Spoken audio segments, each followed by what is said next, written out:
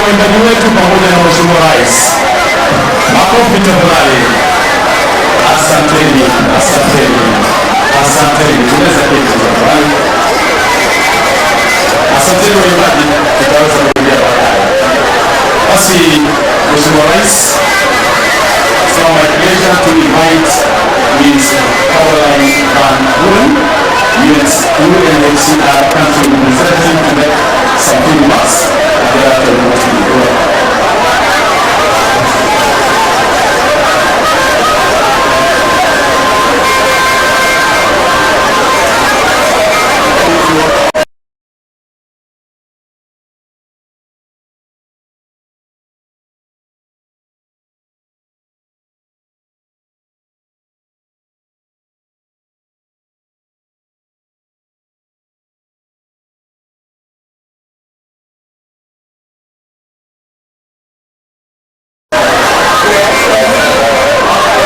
Please, Excellencies, Ambassadors, Heads of Missions, Heads of International Organizations, distinguished guests, ladies and gentlemen, all protocols observed.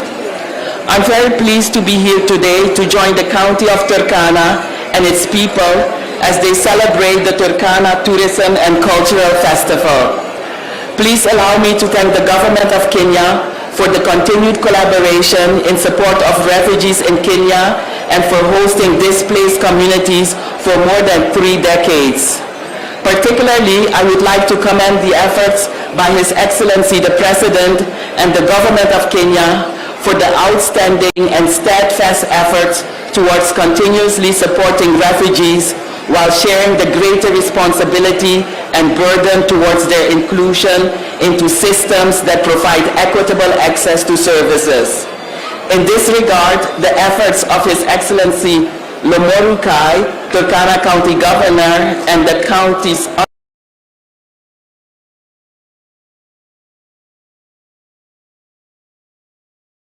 unwavering support are laudable.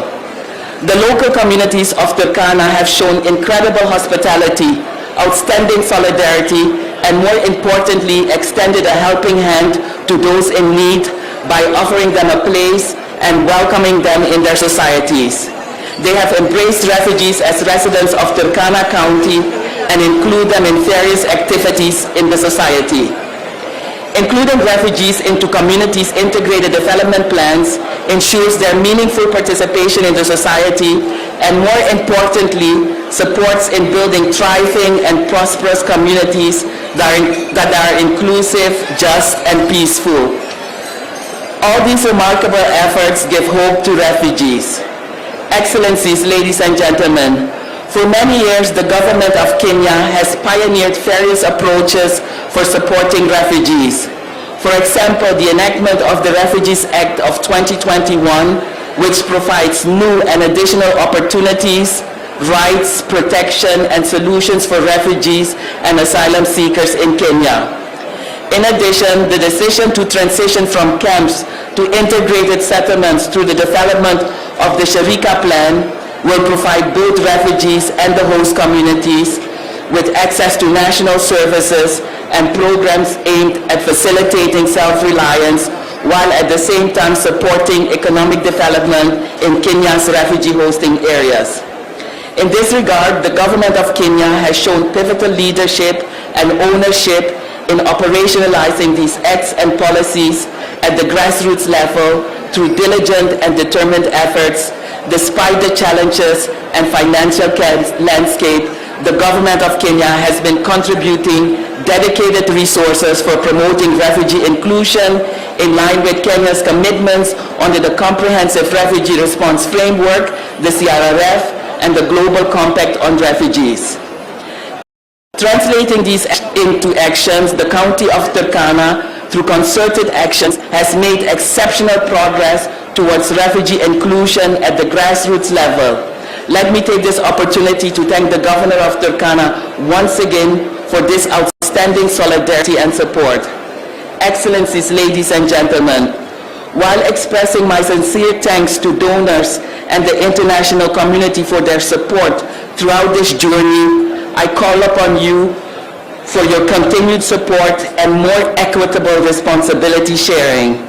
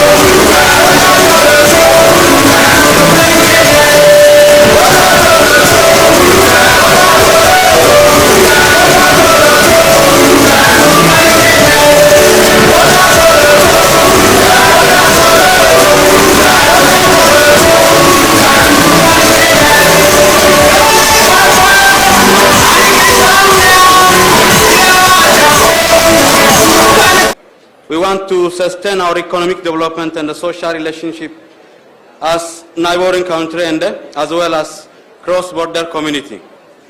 Finally, I would like to share our commitment to work with you on security challenges in border community to solve and make peaceful relationship in the community.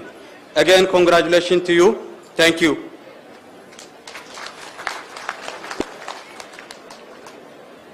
Tumpigie makofi tena. Asante. Mheshimiwa Rais, it's now my pleasure to invite the head of delegation from the Republic of South Sudan, Mr. Louis Lobong Lojore, the governor of Eastern Equatoria State. You're welcome.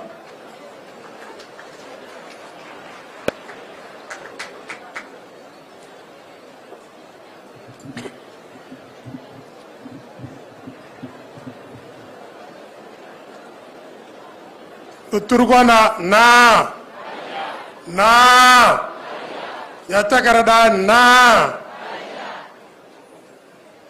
Your Excellency, the President of the Republic of Kenya and all the accompanying delegation from the national government of Kenya, Your Excellency, the Governor of TURKANA County, and all the members of the TURKANA County, the head of the delegation from the neighboring country that has been invited to this very important occasion, all invited guests, ladies and gentlemen, protocol remain observed. I greet all of you in the name of our Lord Jesus Christ. Your Excellency the President,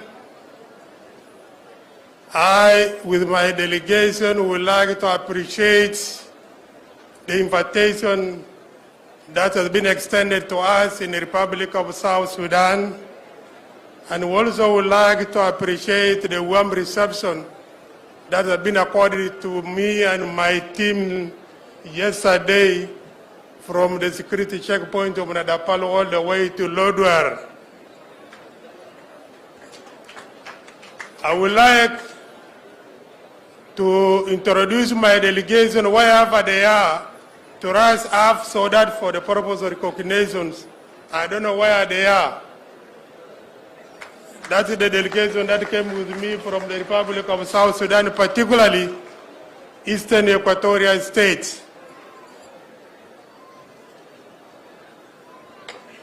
Your Excellency the President and the people of TURKANA County, I bring to you greetings from the Republic of South Sudan, particularly Eastern Equatoria State, which is bordering you, the Kenyan.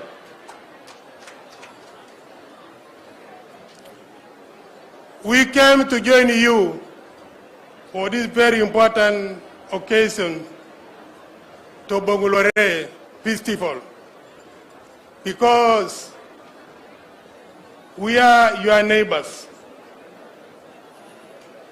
because we are also members of the Atakari community.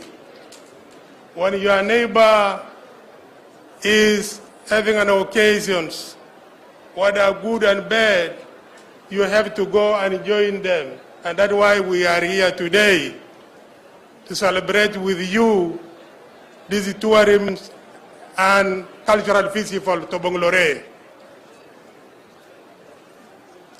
I would like also to thank those who have initiated this annual festival called Tobonglore some years back.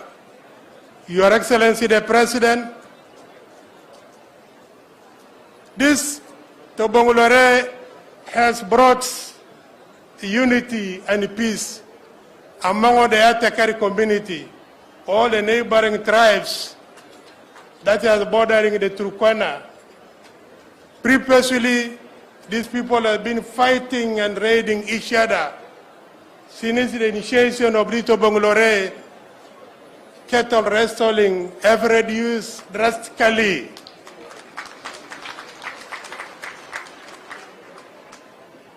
I would like to thank the former of this county, Honorable Nanok. I think and his team, they were the one who initiated Tobonglore. I would like also to thank the current governor for continuing in these programs.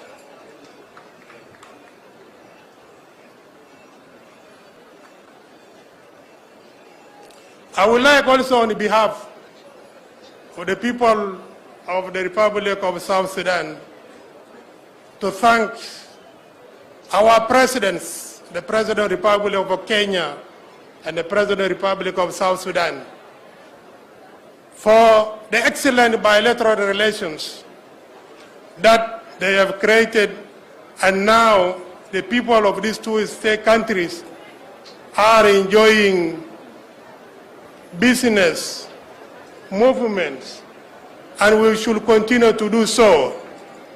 And I will ask my counterparts, the governor of Turkana County, together with us who are bothering you, we should continue to implement that policy of the people of our president, so that our people benefits from these bilateral relations.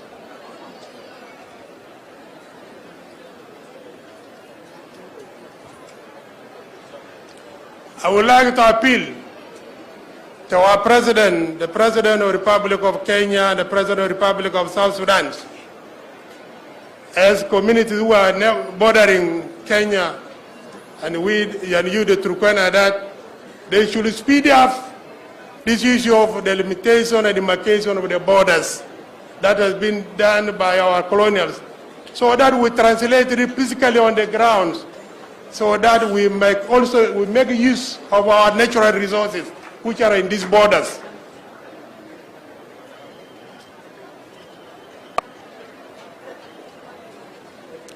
I call upon the Kenyans, particularly the people of Turkana, now that there is a relevant peace among our communities, now that our countries have created these bilateral relations and they are working to consolidate the East Africa, can we also make use of this opportunity and do business together? And I call you to come and invest in South Sudan, and particularly Eastern Equatoria. In the field of agriculture, I have seen the land here is dry, and next to you, the land is very fertile. But instead of you looking and buy food somewhere, why don't you come manifest there and bring food here into Turkana?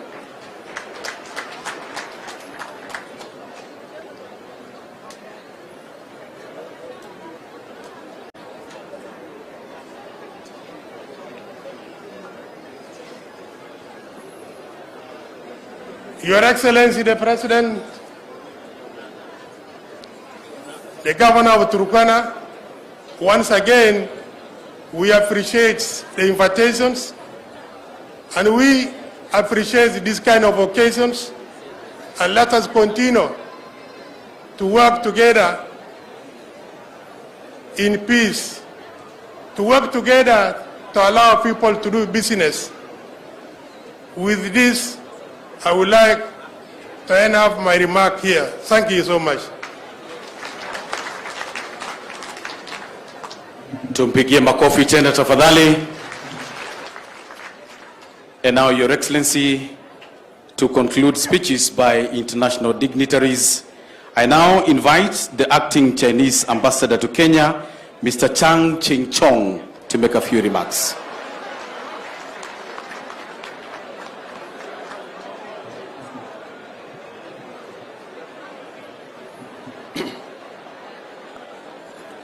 Your Excellency, Honorable Dr.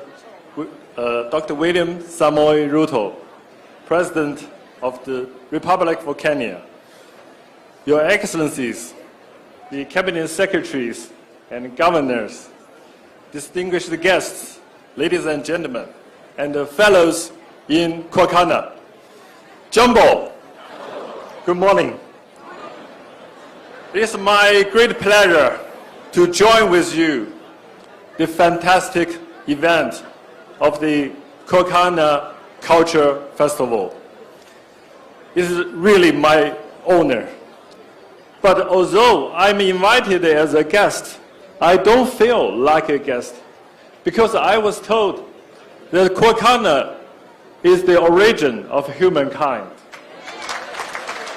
And TURKANA is the home of the whole humankind. So today I'm back home now. So it is not only a fabulous culture event for me, but it is also a once-in-a-life experience for me. And in my humble opinion, that every single person of the 8 billion people on this earth, they must come to TURKANA at least once in their lives. And this year, I'm from China. This year marks the 60th anniversary of the China-Kenya diplomatic relations. China was among the first countries to establish our relations with Kenya. We are very proud of that. And here in TURKANA, as you can see, the main roads here in TURKANA were constructed by the Chinese companies. And here, I still have a picture. Actually, this is 5 years ago when our president, Dr. William RUTO, he attended the opening ceremony for the construction of the road.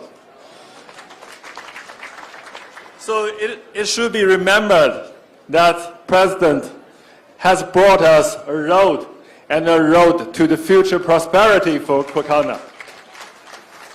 I'm very glad, and I also want to thank you, the Chinese companies.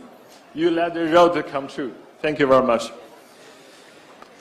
And I'm the charge d'affaires of the embassy.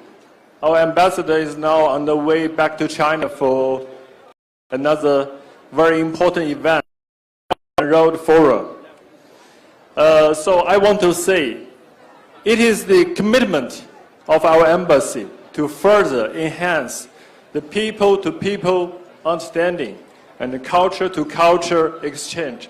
So in the future, we are very honored and glad to visit TURKANA again, to join with you, friends, fellows in TURKANA.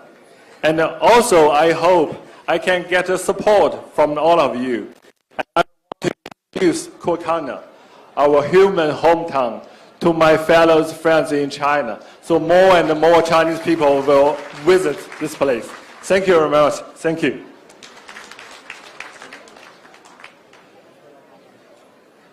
Tumpigie makofi kwa mara nyingine tena. Asante sana, and in Turkana language I'm told we say ejokonoi. That is to say thank you very much. Now, Your Excellency, it's my pleasure to invite the Governor of Turkana, His Excellency Jeremiah Lomurukai, to speak. Na vile vile awatambue viongozi, na kisha baada ya hapo amwalike waziri wa utalii Mheshimiwa Alfred Mutua ambaye atamwalika waziri wa utamaduni. Okay, asante. Your Excellency, the President of the Republic of Kenya, Dr. Samuel David Samoei Ruto, William Samoei Ruto. I'm a friend to David. Your Excellency, I want to take this opportunity to recognize the CSs who are present here. I want to recognize also my colleagues, the governors, the governor for Marsabit, Mohammed, and the governor for Uasin Gishu, my good friend and neighbor, the members of parliament, the PSS present, all the dignitaries, the governor for Eastern Equatoria, and the delegations from the 3 countries.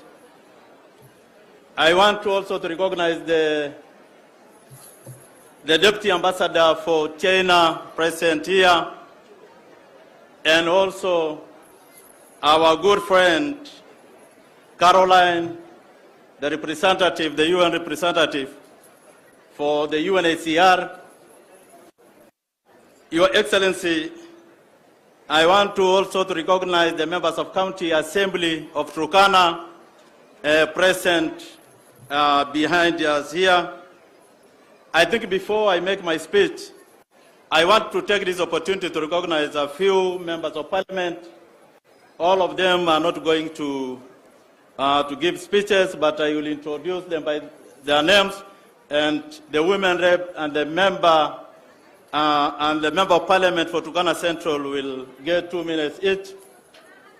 With us here, we have the member of parliament for Turkana East, Nicholas Nkor, is present here. With us also, we have the member of parliament for Turkana North, Honorable Nabuin, is also present here. We have the member of parliament for Turkana West, Epuyo, is with us here. We have the member of parliament for Loima, Protas Akuja, is also present here. I want now to give this singular opportunity to the member of parliament for Turkana Central to lead the session for inviting the speaker, and the women rep to get 2 minutes each. I think also I want to recognize also some senior professionals here and former leaders. We have the former Speaker of the Senate, Honorable David Ekwe Duro. The legend is back. We have the former CS Munyes present here. And I think the rest are also present. So, Mr. Amar, I think you can lead that single session.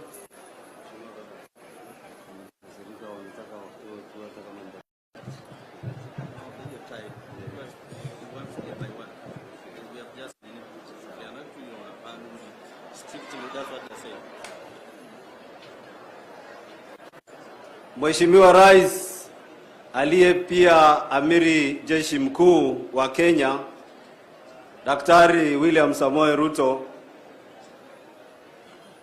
Your Excellency,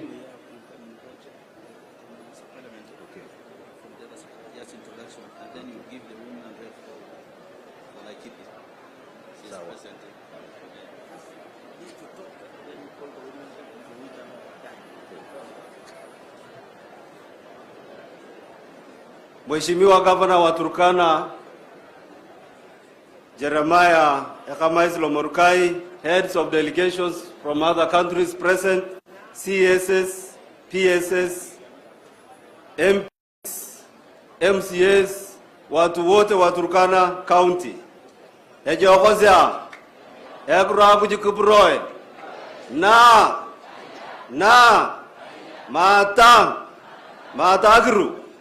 Matakiru, Matakidil, Mataruto, Matalomurkai. Joko noi, ayanganyarte Madana Muar, Eka Turkana Central. Your Excellency, jana tulizungumza na wewe, kinaga ubaga. Na tukajua jinsi ambavyo unatupenda. Tukajua jinsi ambavyo historia yako ilianzia Bar El Ghazal, kama watu wa Ateker ambao wamejikusanyika hapa siku ya leo. Your Excellency, siku ya leo sina mambo ambayo nitaongea, lakini jana tumezungumza maneno ya security, tumezungumza maneno ya elimu, tumezungumza maneno ya ajira, tumezungumza maneno yote hata ya maji, pamoja na watoto wetu ambao wamefungwa Uganda. Tulizungumza. Na leo asubuhi Your Excellency, umenipatia shilingi milioni 15. Shilingi milioni 10 itaenda kwa Bishop Mount Teachers Training College. Milioni 20, poleni naomba radhi, milioni 20 Bishop Mount Teachers Training College. Na shilingi milioni 5 inaenda kujenga kumalizia library ambayo ilikuwa inajengwa na LODWAR Old Boys Association. Hiyo inaenda kwa shule ya LODWAR High School. Mheshimiwa Rais, wewe ni mtu wa kusema na kutenda. Na ninakushukuru sana. Jambo tu ambayo tutafuatilia kwa haraka sana ni maneno ya maji, ili watu wetu ambao wako kwa ile upande mwingine ya Ateker wakuje wapate maji ya mifugo yao. Your Excellency, wacha nichukue nafasi nimkaribishe Women Rep Cecilia aje atuzungumzie.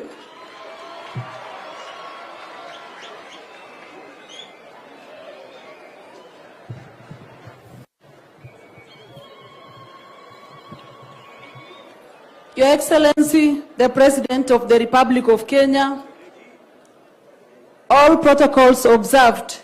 Iturkana mata na iyakasya loreoka kayakisilia kalakara iyakasi jik ejokonoi alakara. Your Excellency, karibu kama mama county wa hii county. Your Excellency, sisi tuko na furaha sana. Jana tulilala kwa anga iliyo na usalama sana, tukiwa na amiri jeshi mkuu wa majeshi ya Kenya. Ulikuwa unajua jana rais alilala na nyinyi hapa wa Turkana? Mlikuwa mnajua? Hebu pigeni rais makofi. Na jana Your Excellency, nikakwambia ukilala tafuta time our ancestors waongee na wewe, wakuambie shida zetu zenye tumesahau na zenye tulikwambia. Na leo uweze kutuongelesha vizuri na utuambie yale umetupangia. Bwana asifiwe Turkana. Your Excellency, kama vile mbunge mwenzangu amesema, tuliongea mambo mengi jana na hatuwezi rudia. Tukakupea memorandum na tunajua wewe ni rais mwenye bidii sana. Saa hizi hivi unatarajiwa mahali pengine. Sisi tulikuambia shida za Waturkana, kuanzia security, stima, ajira, mambo yote na wengine nyatu kusema ilikuwa ni kuhusu lake ya Turkana. You said Lake Turkana is among the special lakes, and indeed it is the largest desert lake in the world. And it is, I wanted to add, Your Excellency, it is the largest water body that Kenya doesn't share with any other country.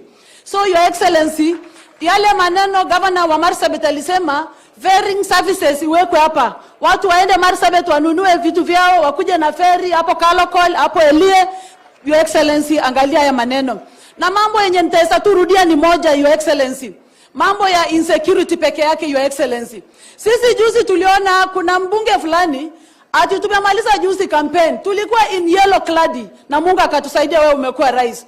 Yeye asujui alikuwa wapi, anakuja sasa hivi kutufalia yellow na kutuambia ati wanaheshimu serikali. Waturukana, Your Excellency, hawako kwa history ya kuua hata mwanajeshi mmoja ama askari hata mmoja. Sisi ni watu wenye tunaheshimu serikali sana. Sisi tunaomba Your Excellency, angalia maneno yetu na majirani yetu Pokot. Mambo yetu na Pokot sio mifugo tena, ni mambo ya mipaka, Your Excellency. Sisi tunaomba uweze ku-actualize hii sub-county ya Sugutafali yenye umesema utatupatia hivi karibuni, hii sub-county ya Aro, hii sub-county ya Lokiriama. Your Excellency, ita enhance security in those places. Ulituambia mpango kamili yenye uko nayo kuhusu usalama wetu, Your Excellency. Na sisi hatuna doubt about what you promised us. Sisi tunajua wewe ni mtu wa kusema na kutenda. Tunashukuru kwa sababu ya hii barabara, Your Excellency. Lakini pale katikati kuna usalama shida huko. Tunaenjoy barabara but kufika hapo Kainuk Kakongu watu wanauawa pale, Your Excellency. Utaangalia hiyo maneno ya usalama. Kwa hivyo Waturkana, jana tulikuwa na leaders meeting, tukaambia His Excellency shida zetu, tukamwandikia tena na tukamwambia Fabali ako nazo na atakuja kuwazungumzia. Kwa hivyo mjue kwamba maneno yenu yamepeanwa vizuri. Mwisho, Your Excellency, as I go to sit, is about the unity of the Turkana leaders. Your Excellency, wakati Mheshimiwa Jeremiah Lomorukai alichukua ugavana, alikaa chini akajua Waturkana ndio walichagua yeye kama gavana kutoka ODM. wakachagua mimi kama women rep kutoka UDA, wakachagua Lonenen kama senator kutoka Jubilee na baadhi ya wabunge kutoka UDA na vyama vingine. But akasema kama viongozi ya Waturkana tukae pamoja, tufanyie Waturkana wetu kazi na tuungane na serikali kuu tusaidie rais kazi. Na hawa Waturkana hawa wamefurahia umoja wetu, Your Excellency. Tunafurahia sana His Excellency Jeremiah ameandika watu wetu wengine wa UDA, ameandika watu wa Jubilee kazi, ameajiri watu wa ODM kazi. Hiyo ni umoja. Bwana asifiwe. Nyinyi Waturkana mnapenda umoja wa viongozi ama hampendi? Nyinyi mnataka rais afanye kazi na governor ama hamtaki? Nyinyi mnataka governor afanye na sisi kazi ama hamtaki? Haya, Mungu amesikia na mtaambia pia rais. Alafu tuko na deni ya rais. Tutakuwa tunawaambia kwa mabarasa tuko na deni na tutalipa. Sawa sawa? Ejokono ikitopearti yako.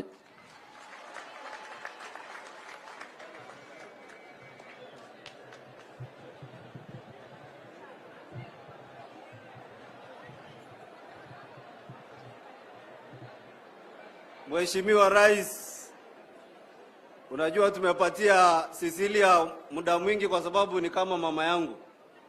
Yaani amevaa ile mkufu ya leopards, yani ya chui. Na wao ni kama mama yangu. Basi Your Excellency, uniruhusu kwa heshima niwatambulishe wajumbe ambao wametutembelea siku ya leo. Kuna mjumbe kutoka Mathioya constituency, anaitwa Dr. Mugo. Makofi jamani, Mathioya. Tuko na mheshimiwa kutoka Mukuruini, anaitwa Honorable Kagusha.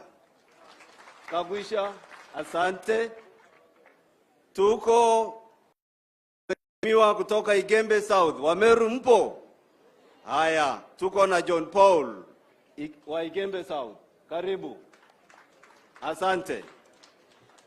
Tuko na mheshimiwa kutoka Limuru County, hapo penye kuna baridi kabla hujaingia Nairobi. Anaitwa Mheshimiwa Kiragu. Nakushukuru sana na washukuru sana kwa kututembelea na kuja kujumuika na sisi. Basi wacha nimpatie hii nafasi Women Rep wa Laikipia County anene moja kwa dakika moja mbili. Karibu.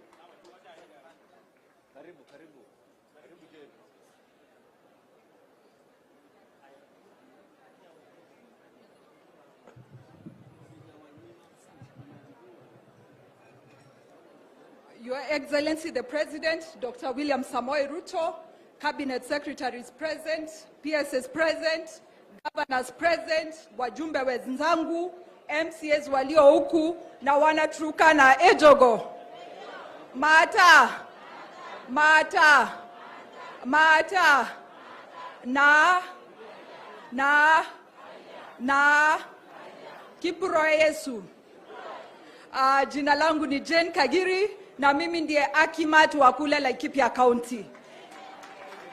Kwanza ni kuwafikishia salamu za wale Waturkana wako huko Laikipia.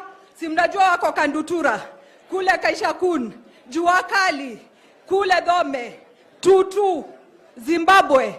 Kwa hivyo wamewasalimia sana na wanawapenda, wangetaka kufika lakini hawakuweza. Your Excellency the President, wana Laikipia mpo, asanteni kwa kufika huku. Your Excellency the President, yangu ni mambo mawili tu sio matatu. Ya kwanza ni kukushukuru kwa niaba ya wakazi wa Laikipia County. Your Excellency, kitambo nilikuwa naalikwa pahali sikuwa natoka. Juu tulikuwa tunaenda kutoka unasikia ng'ombe zimeibiwa. Tunaenda kutoka tunasikia mtu ameuliwa. Lakini ile usalama umetuwekea Laikipia, sasa mpaka naweza lala LODWAR na naamkia vizuri na watu wangu wako salama. Your Excellency, hiyo usiku moja nimekuwa huku Turkana. Nimesikia wakipiga nduru ya usalama. Mimi nataka kukuomba, sema neno moja tu vile ulisema Laikipia na Turkana itapona. Kitu ya pili, Your Excellency, nataka kukushukuru kwa zile ahadi umeendelea kutimiza. Lakini kwetu Laikipia, upande wa Turkana tumebakishia tu deni moja. Your Excellency, kule tunaishi na Lokai, Lokadele, Kiru, Akiru na tunajuana kabisa. Hao wanajua Kikuyu hata zaidi yangu. Lakini Your Excellency, wakifika miaka 18 waende kuchukua kitambulisho, wanaanza kupelekwa vetting. Your Excellency, tafadhali tolea Waturkana wa kwetu waache kufanyiwa vetting wakifika miaka 18. Afadhali wapewe vipande kama Wakenya wengine. Asante sana Your Excellency, na nimalizia kwa kusema kule kwetu Laikipia Waturkana walinipatia kura sana.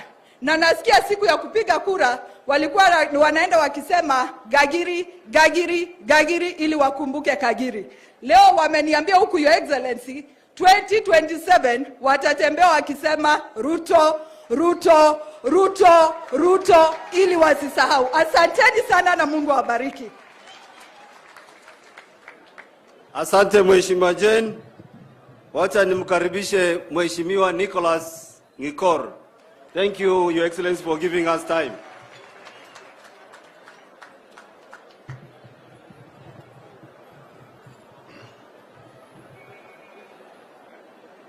Your Excellency, the President of the Republic of Kenya, other protocol observed, watu wa Turkana County, ajokana ba. Your Excellency, because of time, because you are traveling back to Nairobi, I will just take 2 minutes to give you what the people of Turkana have told me to tell you this afternoon. Your Excellency, I have only 2 issues from Turkana East. Na ni maneno ya insecurity. Your Excellency, mimi naomba tu jambo moja kwa serikali yako. Kuna hii maneno inaongelewa maneno ya mipaka. Sio mpaka ya sisi na Uganda, sio maneno ya Southern Sudan, sio maneno ya Ethiopia, lakini boundary yetu sisi kama kaunti ya Turkana na majirani wetu wa Pokot. Kutoka Pokot West na Wapokoti wale wako Baringo. Hii maneno Your Excellency, lazima serikali yako yaangalia, kwa sababu nasema lazima kwa sababu wewe ni mmoja wetu. Ile serikali nyingine ilipita yote ilikuwa ni watu tofauti na wafugaji. Hii ndio serikali yetu na ndio tunaongea tukisema maneno ya lazima, kwa sababu ni wewe ndio huko, wewe ndio rais. Ile zingine tulikuwa tusemi lazima kwa sababu ni ya wenyewe. Ilikuwa ni ya wakulima. Sasa hii ndio wafugaji. Lazima tuongee vile mfugaji anaongea na mimi naongea kama mtoto wa mfugaji. Your Excellency, ulitoa amri ya kwamba operation ifanyike katika North Rift. Lakini wale wapokoti walikuwa Marakwet, wote wamesukuma Turkana East. Wale walikuwa Baringo kule Mutami, wote wamesukuma wako Turkana East. Wale walikuwa pande hii ya Turkana South, wote wamesukuma wako Turkana East. Wale walikuwa Samburu, pande ya Samburu Baragoi, wote wamesukuma wako Turkana East. Je, ile operation ya Turkana East iko wapi? Je, sisi watu wa Turkana East tuko North Rift? Kwa sababu tule tunaongea hivi, hata saa hizi hivi kuna mashambulizi imefanyika kwangu. Maafa hii inafanyika usiku na mchana. Area ya Sukuta tangu tupate uhuru hakuna serikali iko area hiyo. Hakuna chief, hakuna ACC, hakuna DDC na hakuna watu wote. Je, wewe utapata habari namna gani kutoka kwa watu wa Sukuta?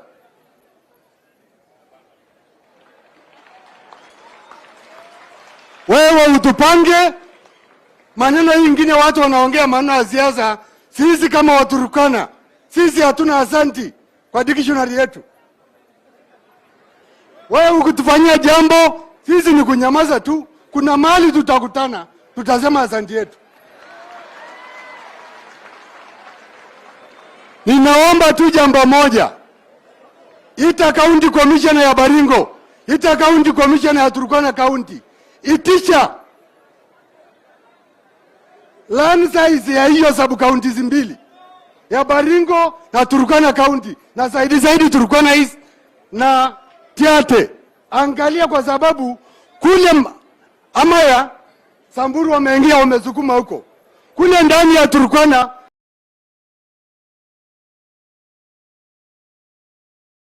Wapokoti wameingia. Je,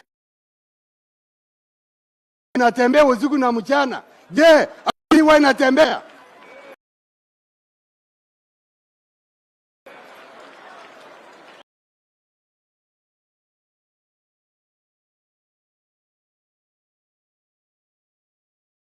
Asante na Mungu akubariki.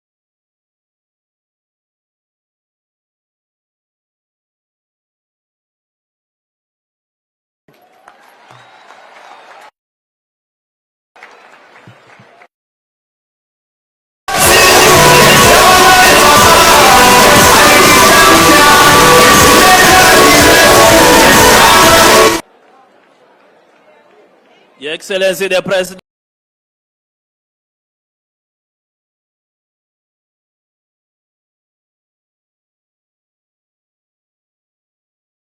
of the Republic of Kenya,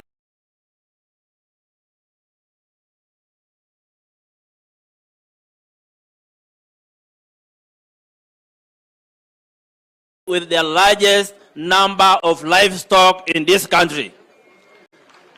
At the same time, Your Excellency, Turkana County is one of the poorest counties in the Republic of Kenya. Mimi naomba Your Excellency, sababu sisi tuko na mifugo mingi kushinda county zote, utupatie Kenya Meat Commission hapa Turkana County. Na sisi tuko na factory yetu, iko huko Lokchogo mali inaitwa Lomenat. Your Excellency, hiyo itasaidia sisi sababu hizi mifugo yetu itapata added value na watu watapata pesa. Na hiyo umasikini utapungua. Your Excellency, sisi tuko na factory ya ngozi hapa na Urenipuru. Hiyo factory ifunguliwe, sisi tupeleke ngozi yetu yote huko, tutengeneze viatu, mishipi na kila kitu yote. Your Excellency, ya pili, one of the reasons ambaye sisi tunazosana na watu kwa mipaka, moja wao ni mambo ya boda, atujui boda iko wapi. Your Excellency, we want reaffirmation of our borders, especially border ya Uganda, South Sudan na border ya Ethiopia. Ile ofisi ya Kibo, Kenya International Border Office, ambaye mama huyu anaitwa Justa anafanya, alikuwa ameanzisha hiyo kazi lakini akasimamisha hapo katikati. Your Excellency, huyo mama akuja atuonyeshe border yetu iko wapi, ndio hizi choppers ambaye foreign choppers inaingia Kenya tujue siko Kenya ama iko kwingine. Your Excellency, ya mwisho, mambo ya executive order from His Excellency the President of Uganda kuhusu mambo ya pastorals wetu hapa Loima na Turkana West.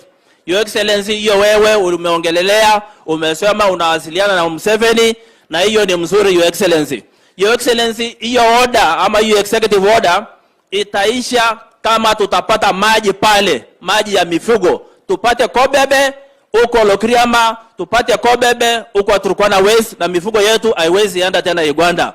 Your Excellency, tukipata barabara tena ambayo inateremka kutoka Moroto mpaka hapa LODWAR, sisi tutafanya biashara na our neighbors. Your Excellency, Governor wa Eastern Equatoria ameongelea mambo ya biashara. Biashara mingi sisi tunapeleka, hata tunaweza peleka mifugo yetu Juba huko. Na tukipeleka hizo mfugo huko tutapata pesa na watu wataturkana watakuwa watajiri. Thank you, Your Excellency.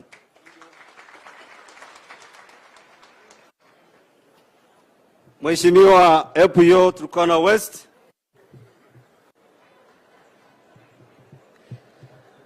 Mheshimiwa Rais, pamoja na viongozi wote ambao wamealikwa siku ya leo, napenda niwasalimie. Hamjambo wote. Matang Turkana. Your Excellency, vile wenzangu wamesema, tumeshasema na wewe. Tumekuambia mambo ambayo watu wa kaunti hii wanahitaji kutoka kwako, na wana sababu ya kuitisha mambo haya, maana wewe ndio rais wa Jamhuri ya Kenya na urafiki wako na kaunti hii imezidi kwa miaka mingi. Kwa hivyo unapoketi kwa kiti chako hiyo ya urais, wana uhakika ya yale maneno ambayo watasema ya kwamba watasikizwa. Mimi niko na jambo moja tu, Mheshimiwa Rais. Nchi ya Kenya, mahali ambapo uko pale, mahali kiti ya nchi iko, watu wamejaa. Upande huu wa kaskazini ya nchi ndiyo nafasi bado iko ya ardhi ya kufanya maendeleo. Nchi ya Kenya inaweza ikafaidika kutokana na kilimo zaidi, kutokana na ardhi yetu huku. Mheshimiwa Rais, maombi yetu ni kwamba angaliza kurunzi ya nchi upande huu ya maendeleo, ili uweze kuwekeza na uweze kupanua maendeleo ya mashamba, ya wanyama huku kwetu. Napenda nishukuru gavana wa East Equatoria kwa namna vile amesema. Mimi ninapakana na yeye, na hiyo nafasi ya kusema ufungue biashara. Mheshimiwa Rais, imebaki tu kilomita 11 barabara hiyo iingie. Ikiingia, safari itakuwa rahisi, biashara inaweza ikaingia kwa wenzetu wale wa South Sudan, na pia utufungulie barabara ya kuingia pande ya Uganda, na hiyo biashara itakuzwa. Kwa hivyo Mheshimiwa Rais, wewe angaliza upande huu kurunzi ya maendeleo ya nchi ya Kenya. Asante. Mheshimiwa Rais, watu wamezungumza. Unajua mimi nilikuwa napitisha tu summary nikidhani hakuna muda. Uniruhusu pia na mimi niongezee tu kidogo kwa dakika moja. Asante sana Mheshimiwa Rais.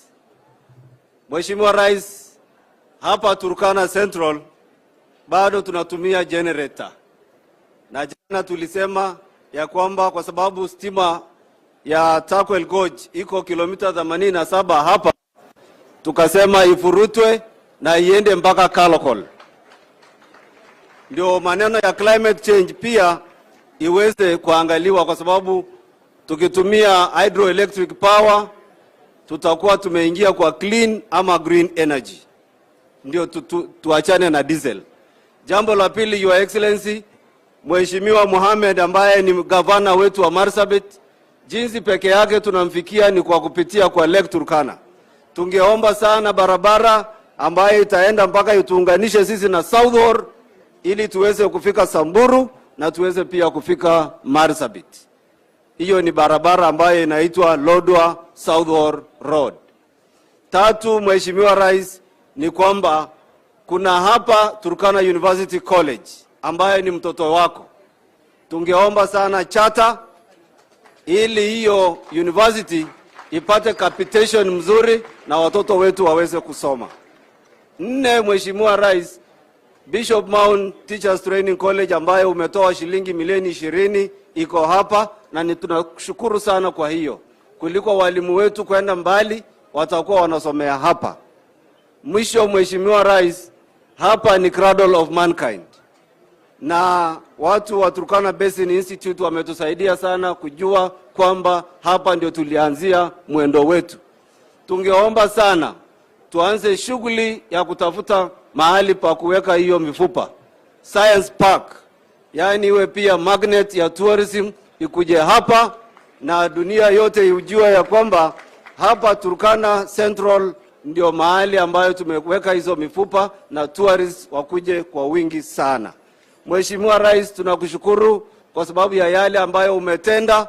Umetuajiria watu 16, wengine ni ambassadors, wengine ni ma-PS, na tena leo utatuongezea na wengine zaidi, on average of 12. Na tunakushukuru sana Mheshimiwa Rais. Na sisi wachie sisi ile maneno ingine. Mheshimiwa Rais, jana tumekuambia ya kwamba tutafanya kazi na huyu ndugu Gavana Jeremiah Lomorukai. Tukakuambia ya kwamba 2027 hakuna gavana mwingine, enda fanya kazi na yeye, hata kama ni kesho, Hata kama ni kesho, anza na yeye safari, wewe 10, Jeremiah 10. Ama namna gani? Tunataka hiyo unity iwe magnetized kwa ile unity yetu ambayo inaongozwa na gavana wetu Jeremiah Lomorukai. Mwisho kabisa, Mheshimiwa Rais, wakati tulikuwa na janga hapa Turkana ya njaa, tulikumbukwa sana na gavana koti moja, na hiyo chakula ilikuja hapa Turkana Central kwa wingi sana, na hiyo ndio jirani ambaye tunataka kumtambua siku ya leo, gavana wa Uasin Gishu County. Asante sana gavana koti moja. Mheshimiwa Rais, tunakushukuru kwa vyovyote ambayo utatutendea. Wachia sisi maneno ya 2027. 2027 we will move from 35% to 90 or 95%. Ama namna gani wa Turkana? Kori yangu Turkana yikitachamcha. Haya, asante. Wacha nimkaribishe ndugu yangu Jackson Kosgei. Ndugu yangu Jackson Kosgei yuko hapa, ambaye ni nominated MP, aweze kujitambulisha kwa dakika moja. Asante sana.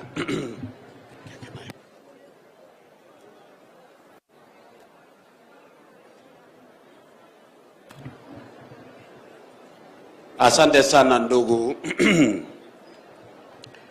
Rais wa Jamhuri ya Kenya, Mheshimiwa Dr. William Samoei Ruto, Governor wa Turkana ambaye ni mwenyeji ametukaribisha, ndugu viongozi wa members of parliament kutoka Turkana na wenzangu kutoka National Assembly, mawaziri walio hapa pamoja na makatibu na viongozi wa serikali na chama, wa ndugu zangu wa Turkana, hamjambo. Bwana asifiwe. Yangu yatakuwa mafupi, Mheshimiwa Rais, maana siku ni yako.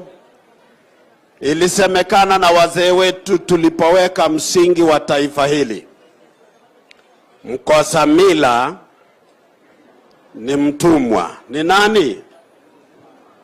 The strength of every nation lies within its capacity to identify their identity well.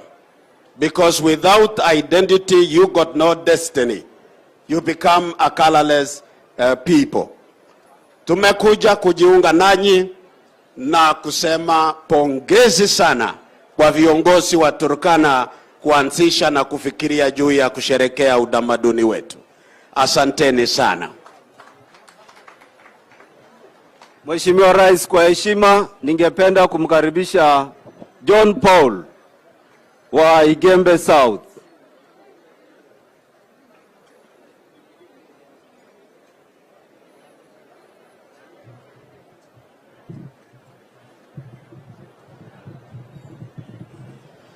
Turkana Mata na Your Excellency the President, all protocol observed. Leo hii nashukuru sana kwa kutufikisha hapa katika Turkana hii, na leo hii nimeweza kugundua mizizi yangu ni kutoka wapi. Sababu ukiniangalia hivi unaona kama Mmeru ama Mturkana? Unaona kama Mmeru ama Mturkana? Na ni ukweli, najua familia yangu iko hapa, na kwa hivyo asante sana Rais kwa kutuleta katika familia zetu hapa na kusherekea utamaduni wa Waturkana siku hii. Your Excellency, nadhani sisi tunaendelea kusoma na tumejifunza mengi, na tumeona ya kwamba taifa hili ili iweze kukua na ili tuweze kuwekeza na kupata fedha nyingi katika taifa hili, ni lazima tuwekeze sana katika utamaduni na sana sana kwa tourist.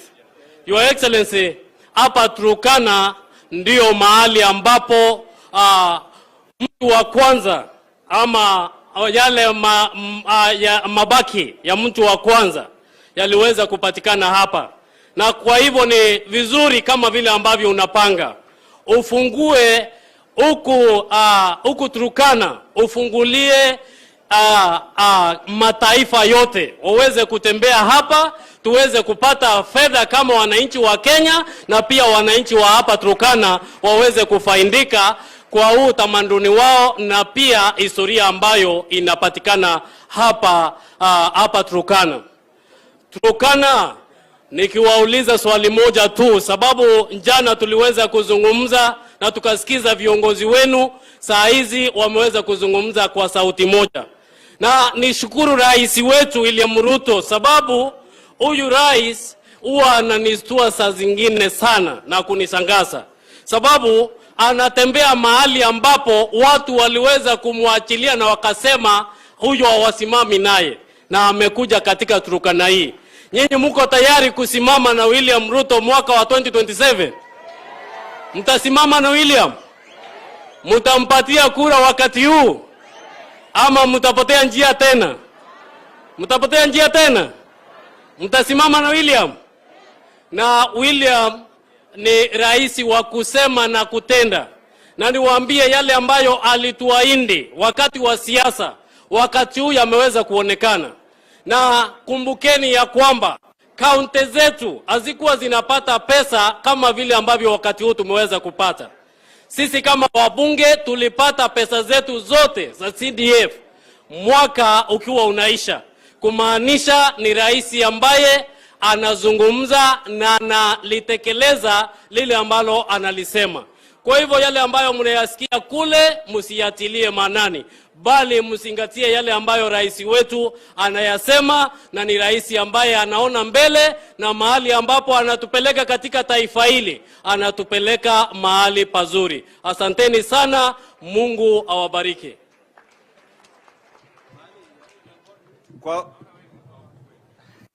Kwa kutamatisha hicho kipindi, Mheshimiwa Rais, ningeomba kwa radhi nimkaribishe Speaker wa County Assembly ya Turkana. Your Excellency, President of the Republic of Kenya, Governor wa Turkana, Governor wa Nandi, Governor wa Marsabit, all protocols observed. Kwa sababu ya muda, ningependa kuomba members of County Assembly wale wako hapa wasimame tu, kusimama peke yake. Asanteni, I did a big team, please get seated. Asanteni.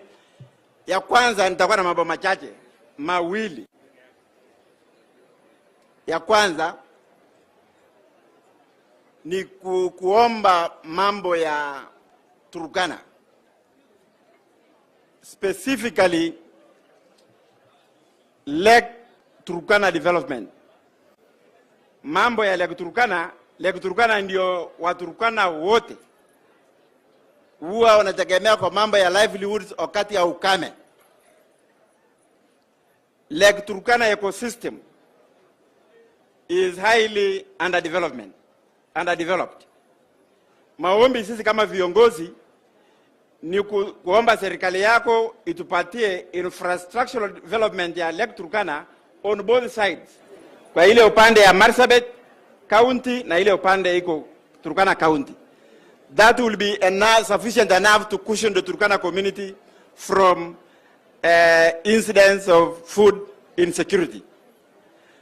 Kwa hiyo tunaomba mambo ya ferry ndio irahisishe uchukuzi ya wafanyabiashara pamoja na wakazi wa Marsabit na Turkana County from both sides.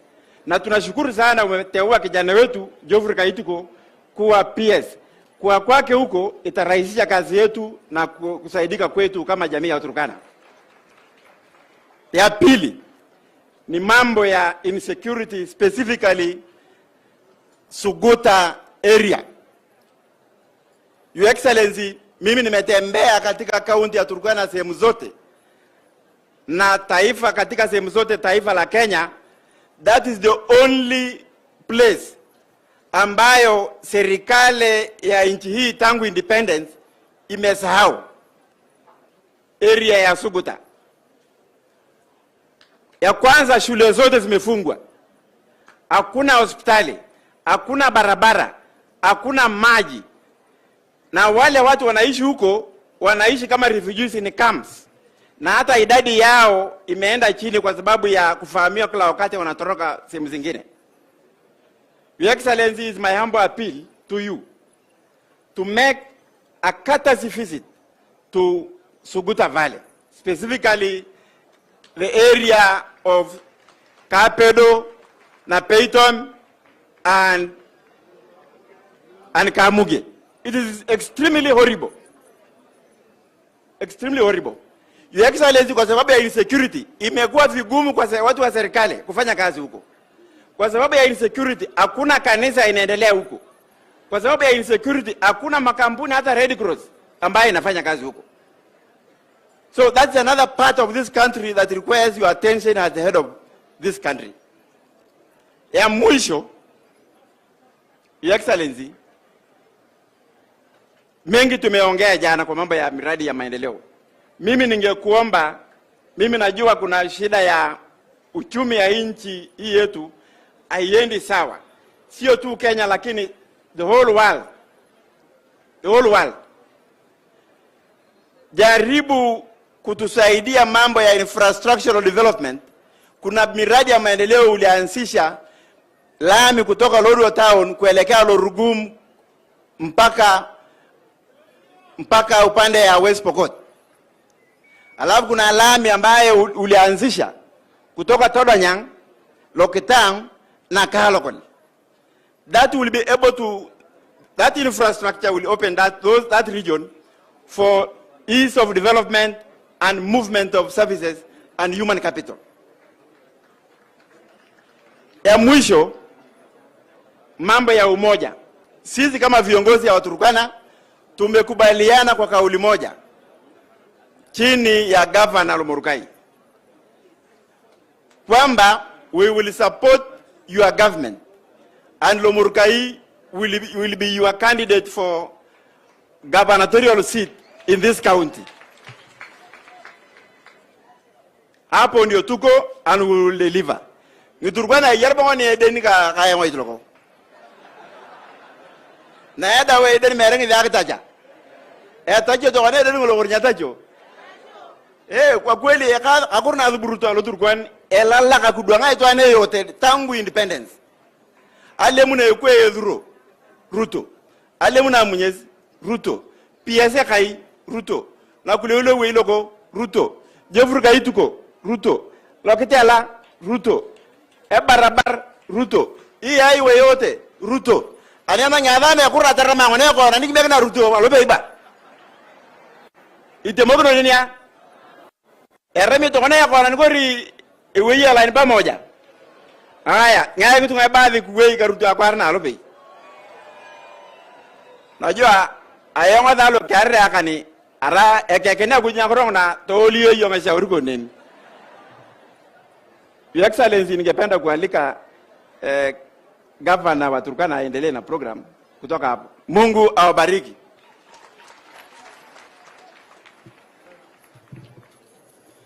Your Excellency, ningependa kuchukua nafasi hii mwanzo kabisa ku recognize our first ladies. Kama kuna first ladies wameandamana na first lady wa Turkana wasimame wakiongozwa na chair lady ambaye pia ni first lady wa rafiki yangu Mohamed. Kwa hivyo sisi tumetembelewa na 10 first ladies from across Kenya. Kwa hivyo nasema asante sana kwa first lady wa Turkana County, Lilian Ekamais Komdei. Asanteni. Number 2, Your Excellency, ningependa sasa kupeana kwa wakongo wa siasa magavana wetu jirani. Mwanzo kabisa ningependa kupeana kwa gavana wa Marsabit ambaye ametutembelea na ni mzee rafiki yangu sana. Karibu. Asante sana.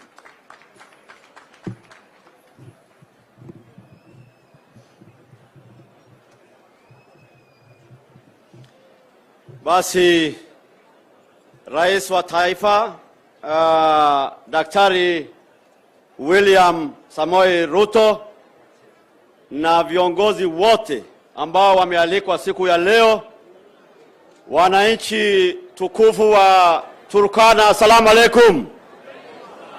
Amjambo na mata. Asanteni sana. Rais, kwanza nachukua nafasi hii kushukuru wewe kwa njia ya pekee, kwa sababu wewe ni rais katika historia ya Kenya ambaye tumeona ya kwamba kweli unajali sehemu kame ya taifa letu la Kenya. Kwa sababu mimi niliuliza viongozi hawa wa Turkana jana, nikawauliza katika historia hii yetu ya Kenya, nani katika taifa letu rais ambaye aliwahi kulala hapa? Wakaniambia tu siku moja mzee wetu Moi peke yake 1984 aliwahi kulala hapa. Wengine miaka nenda miaka kuja wacha kulala hapa, hata kukanyanga hapa ama sehemu nyingine ya Northern Kenya bila wakati ya kutafuta kura, hakuna mwingine bila wewe rais. Kwa hiyo tunasema asante sana. Hiyo ni heshima kubwa kwa watu wetu. Na wewe tumeona unafanya bidii usiku na mchana ukiunganisha taifa letu. Sehemu yote ya taifa letu unatembea. Hata juzi watu walikuwa wanafikiria rais ameenda huko sehemu ya opposition namna gani. Watu walikuwa wanafikiria wewe utaneglect vile wengine wanasema. Lakini wewe bila kujali vyama ama kujali watu wanatoka sehemu gani, unaendelea kuunganisha watu wetu. Tunakuomba uendelee na moyo huo huo. Sisi kama viongozi wa Northern Kenya sana sana, I stand here, Your Excellency, both as a neighbor to Turkana County and as the chairman for FCDC. FCDC is Frontier Development Council, which Turkana is a member. Sehemu kame, wafugaji, tulibaki nyuma sana kimaendeleo. Lakini tunaona wewe uko na maono, unatutakia laheri. Jana usiku tulikuwa tunasikiza wakati unaongea na viongozi wa Turkana. Maneno ya maendeleo kule Lake Turkana, upande hii ya Turkana na upande ile ya Marsabit tayari umesema. Wewe uko na mpangilio, tunakukumbusha tu pekee. Rais, ni jambo la aibu ati tunatoa mwangaza ama sitima kutoka Loyangalani, tuna connect Nairobi na sehemu zingine ya taifa, na Loyangalani yenyewe na Marsabit headquarter na majirani hapa yote iko kwa giza. Hiyo ni maneno ya aibu rais. Na tunakuomba, na umenena jana, umesema wewe mwenyewe, tunakuomba kwa heshima hiyo maneno ukitekeleza. And I witnessed when you were instructing your officers to ensure that that is done.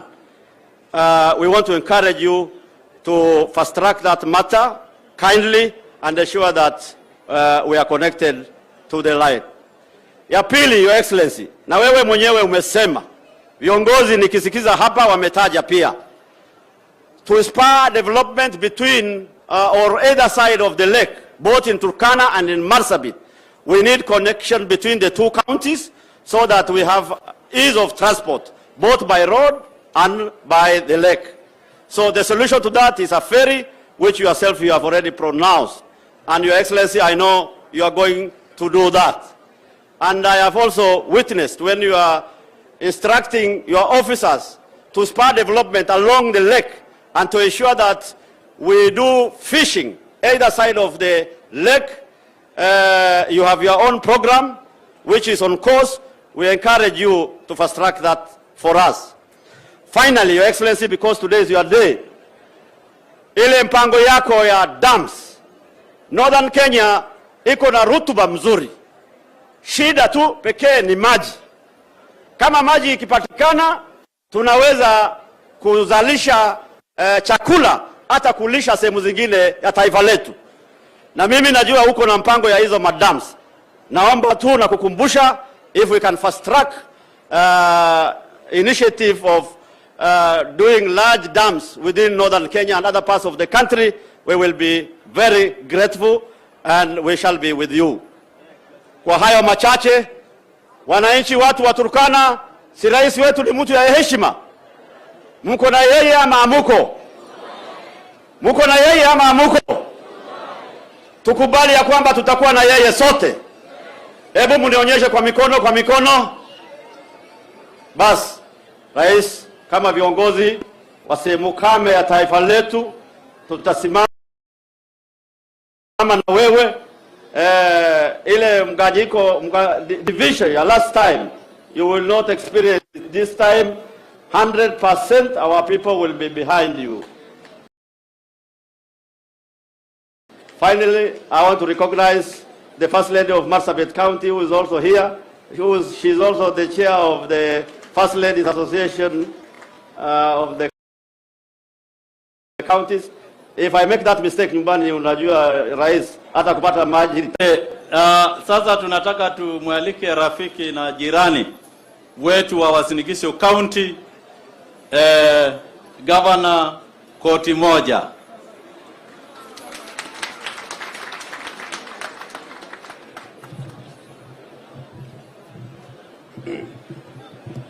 Asante sana Governor Jeremiah, tunamuita Prophet Jeremiah.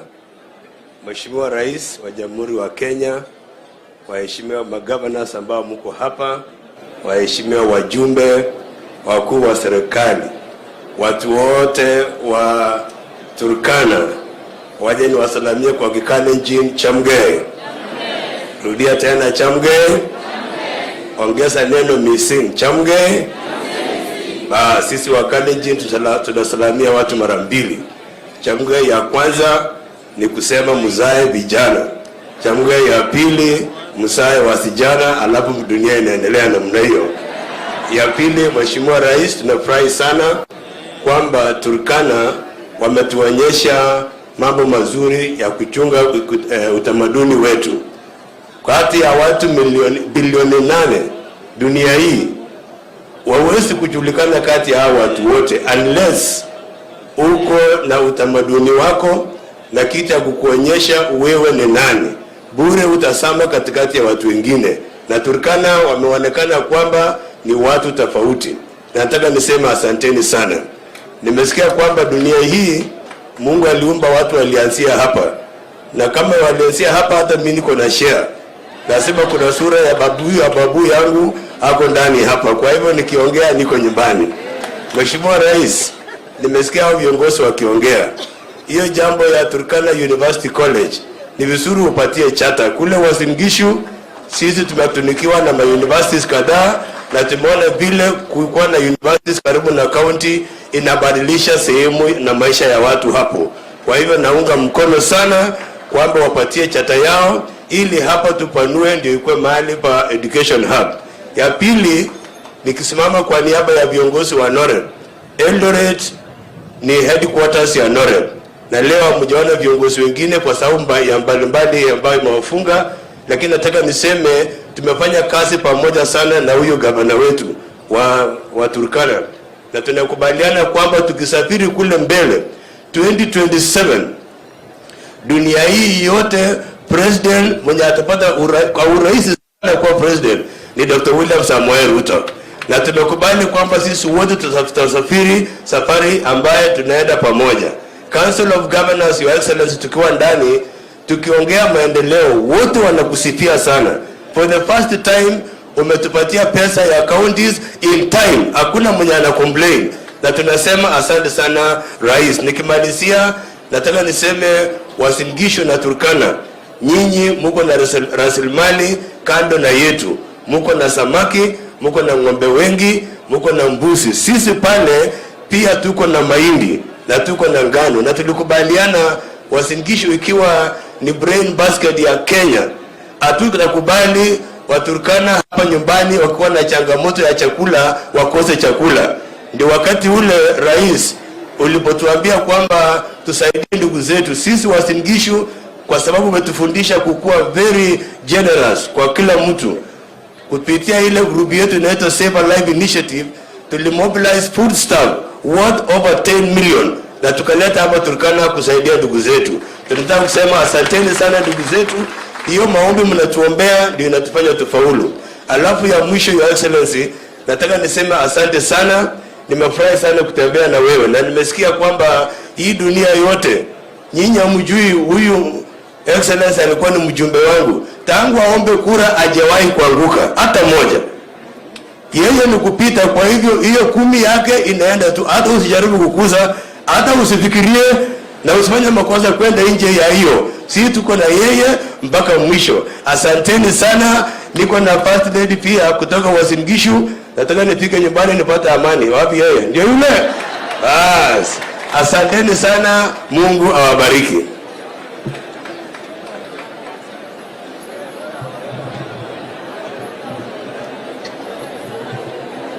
Okay, asante sana koti moja.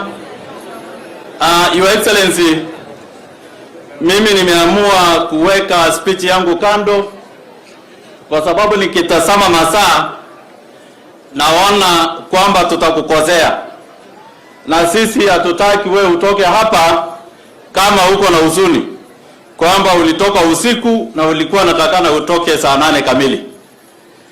Mimi kama gavana wa Turkana County na viongozi hawa wa Turkana County MPs na pia members of County Assembly of Turkana na watu wa Turkana, tungependa kuchukua nafasi hii kukushukuru wewe ukiwa rafiki mkubwa wa Turkana County kwa kukuja ama kuamua kwa kukubali kukuja Turkana County ili tusherekee pamoja sherehe hii ya Turkana Cultural Festival.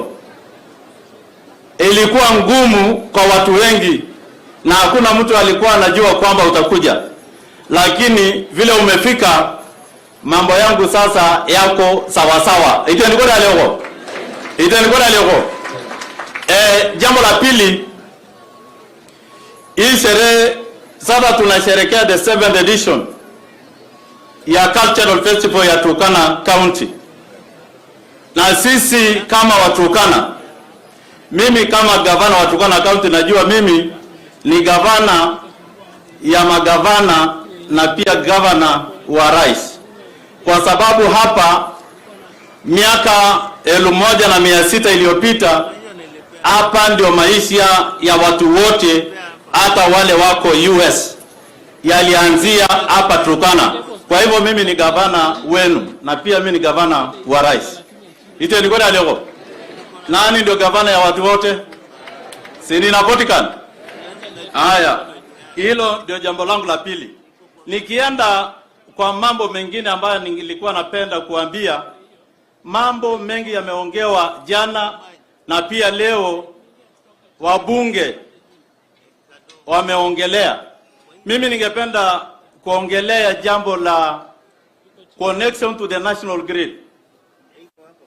Hii stima ambayo yuko Tagweli God ni stima 3/4 of it iko ndani ya Turkana County, lakini mali imefika na ilisukuma na mheshimiwa Lomenene na sisi ikafika hapa Lokichar. Leo hii Your Excellency ututangazie kwamba hiyo stima itatoka Lokichar ingie LODWAR, ndio sisi tuachane na hii mambo ya giza kila siku Turkana County. Nadhani hilo kawaida ni jambo ndogo kwako.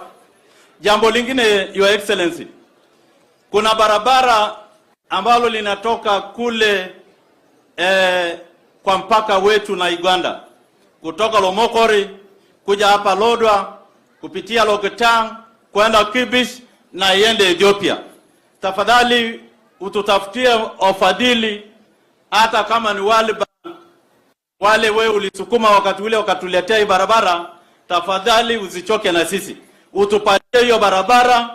Turkana County hatutawahi kuombana tena kitu kingine. Tutakuwa tunachapa biashara, na hiyo ndio agenda yako ya bottom up. Kwa hivyo tunaomba mambo ya hiyo barabara. Barabara lingine ni hii inatoka Lokichar kwenda Lokori, kwenda Kapedo, ipitie Marigat, iende na Nakuru. Tukipata hiyo barabara, Your Excellency, wakati utakuwa umemalizia zile ingine incomplete, two incomplete projects, sisi kama Turkana County tutakuwa tumefurahi. Jambo lingine, Your Excellency, mimi ningependa kuongelea mambo ya insecurity ya county ya Turkana. Nadhani kwa sababu wewe ni mtu, hata ukiwa wapi unajua ni nini linatendeka katika sehemu zote ama pembe zote za Kenya.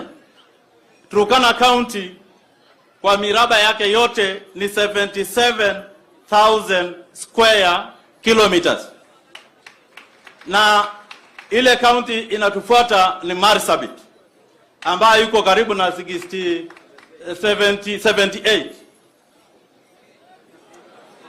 or 68. Kwani meruka na iko tofauti kwa records. Okay, the two counties inajulikana kwamba hizo ndio counties kubwa katika Kenya.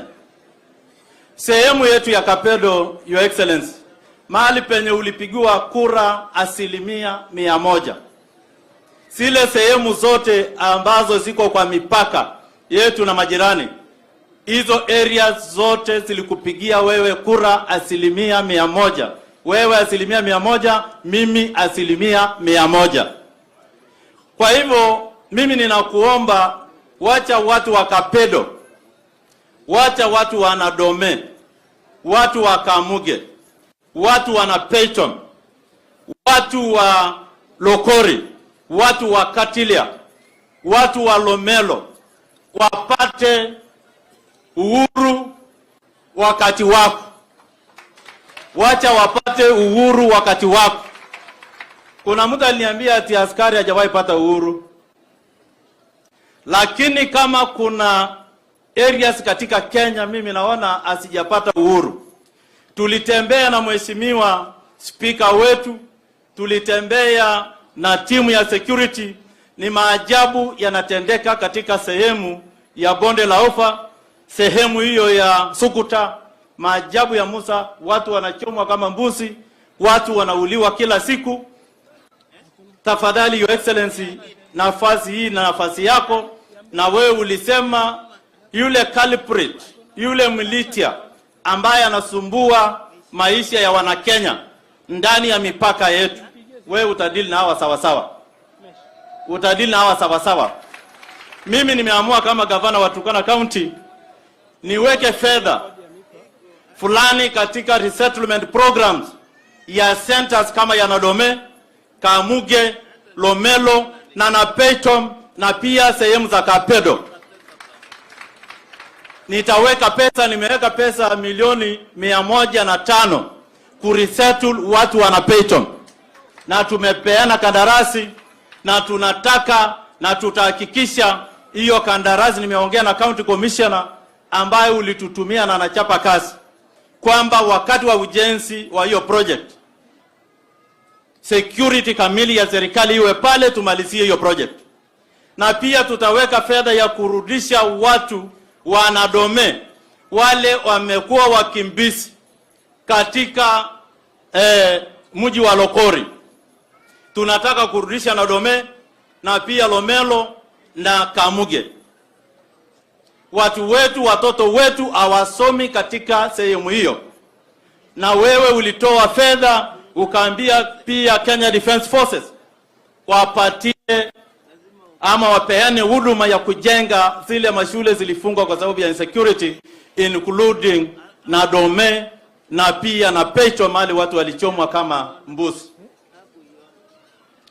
Your Excellency, ningependa kukushukuru kwa sababu ya kuleta security ya Kenya Defence Forces na pia RDU, JSU, ASTU wanachapa kazi nzuri hapa Kainuk. Na watu usafiri sasa hivi yuko karibu 90%. Watu wanasafiri vizuri wakifanya biashara yao.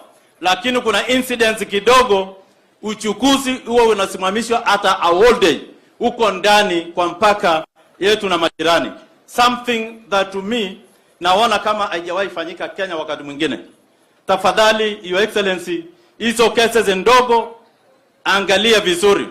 Shule yetu ya sekondari ya Lorokon, juzi makatili ambao wanatumia silaha walikuja wakagawa watoto wa Waturkana na watoto wa majirani wetu, wakaambiwa muhame, na wengine walikuwa wachinjwe usiku. Na sasa hiyo shule isiyo yetu is now a school of another sub-county. Your Excellency, those cases are so criminal, na tafadhali security ambayo iko kwa hiyo mpaka yetu hapo Lorokon wajaribu kusaidia security ya watu wetu, because hiyo ndio sehemu security hawafanyi kazi. The rest hapo sehemu ya Kainuku wanachapa kazi sawa sawa, na wakora wameanza kutoroka.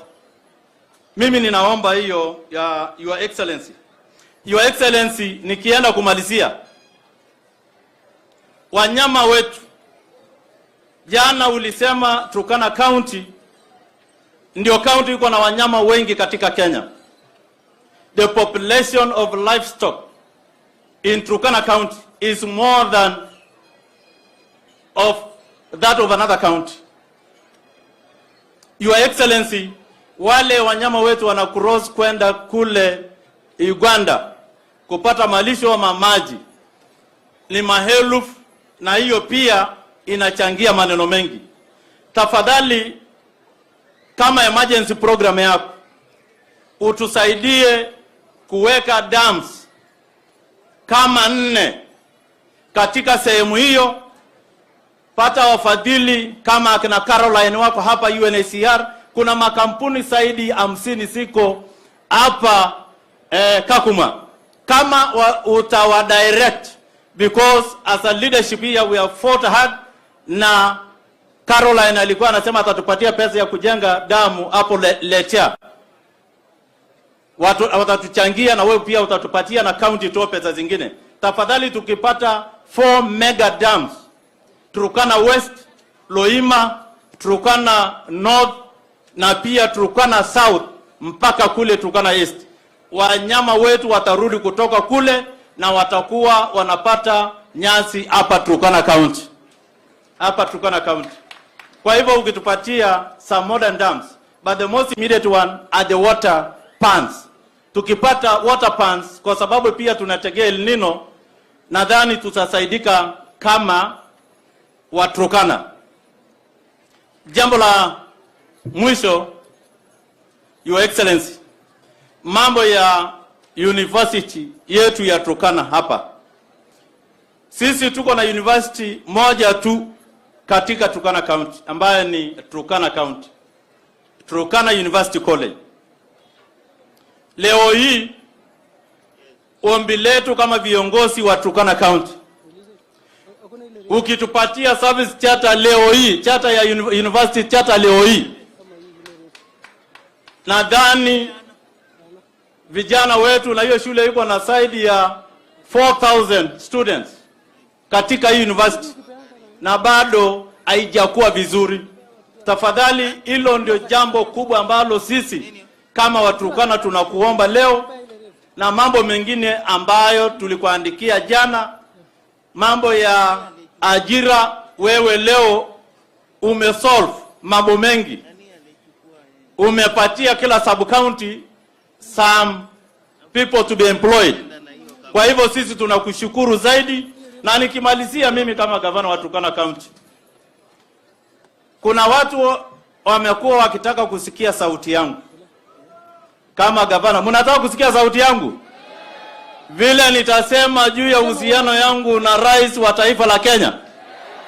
Wangapi wanasema leo tupate kusema kitu kama simba wa hii county? Mimi tangu nianze kusimama kama councillor miaka 10, nilikuwa councillor for 2 terms, councillor during the different councils, and then a member of county assembly for Takwel, the largest ward in Kenya, na nikawa mbunge na nikawa gavana. Ukimaliza miaka yako 14, mimi nitasimama rais.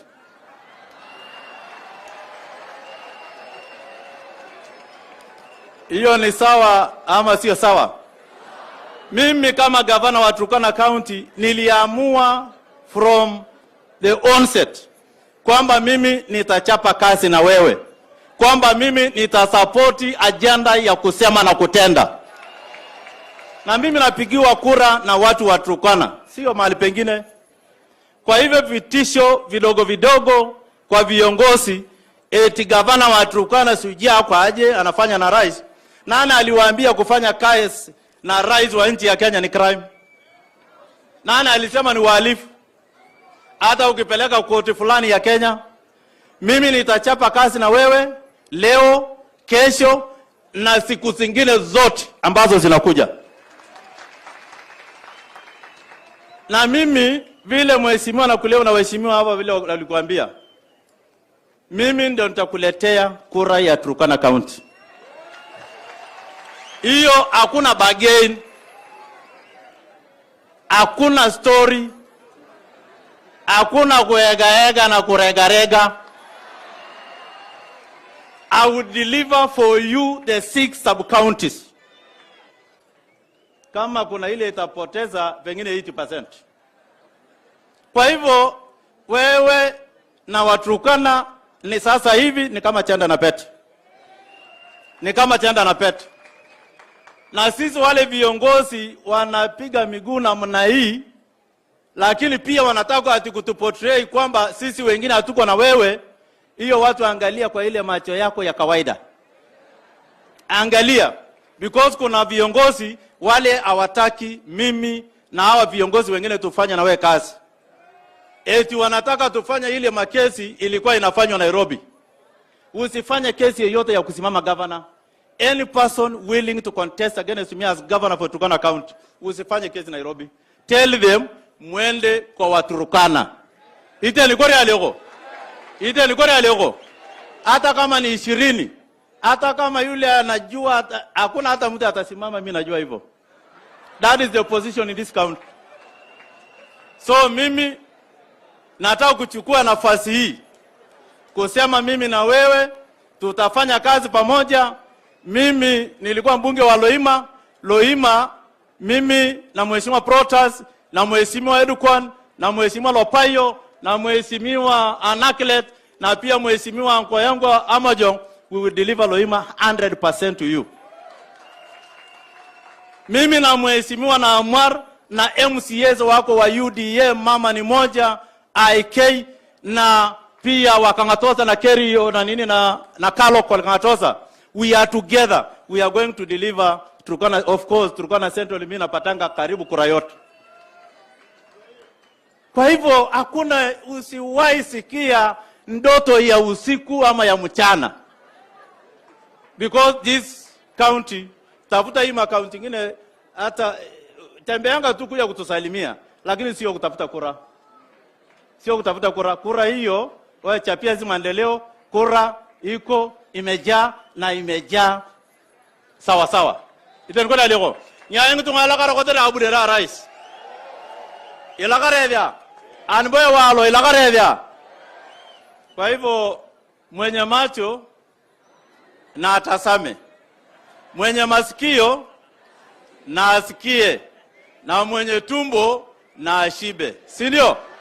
Kwa hivyo nataka kuchukua nafasi kualika CS wetu wa Tourism and Wildlife aje akaribishe rais wetu wa nchi ya Kenya apate kunena na Waturkana, na Turkana ni kwako na Turkana ni nyumbani. Asante, Mungu na kubariki.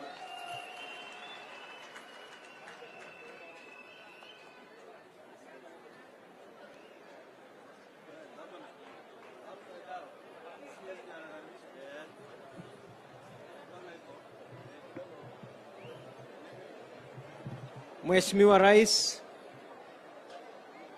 waheshimiwa magavana walio hapa, ikiwa ni gavana wa hapa, ndugu yangu gavana wa kwanza wa Turkana, gavana Nanok, viongozi wote walio hapa. Gavana umeongea vizuri sana. Mimi kama gavana aliyekuwa najua ya kwamba kama kuna gavana afanyi kazi na serikali, kaunti yake inazama. Kwa hivyo umechagua na kufanya jambo nzuri. Mheshimiwa Rais, yangu ni machache. Nitaongea kwa mtindo wa chap chap na mambo ni matatu. Jambo la kwanza ni kwamba watu wameongea sana kuhusu hapa kuwa cradle of mankind. Lakini kuongea tu kuhusu cradle of mankind bila kufanya kazi ama kufanya kitu. Na najua tuna mpango mzuri. Mimi katika upande wangu utalii nimeongea na watu wangu, tuna mpango mzuri. Na jana nikamwambia lazima tujenge viwanja vya ndege kila mahali Turkana, kwa sababu watalii watakuja Turkana na basi watakuja na viwanja vidogo vidogo kama zile za Masai Mara.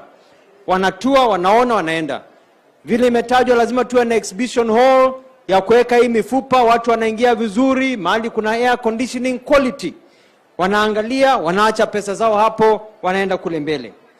Jambo la muhimu ni kwamba lazima tuwe na facilities za utalii katika nchi yetu ya Kenya ambazo zinaleta pesa nyingi. Lazima wananchi watalii wakija hapa waone the right optics. Wao wanajisikia wako mahali ambapo kuna starehe. Wanaweza pumzika, kuna choo safi, kuna chakula mzuri, wanaacha pesa zao hapa. Na kama vile ndugu yangu pale kutoka China, Chang Ching-chong, amesema ya kwamba lazima watu tupange vile watakuja Kenya kama kuja pilgrimage ya mahali walitoka. Kwa hivyo ni mpango ambao tutapanga. Jambo la pili, Mheshimiwa Rais, ni kwamba tunaangalia kuhusu mambo ya circuit. Watalii tuweze kuwapangia wa Kenya na wengine kuja hapa hata kutoka katika bara letu la Afrika. Circuit ya eneo hili la Turkana. Unaangalia upande wa Chelbi Desert, Camel, Dabila, Marala, tuunganishe vizuri. Na isitoshe mimi nitatembelea magavana wote katika kila county, tuwe na circuit ya kila county ndio tuweze kuuza vizuri. Na tunajua mwaka jana nimesikia kwamba tumekuwa na watalii 1.4 1.4 million tourists to Kenya.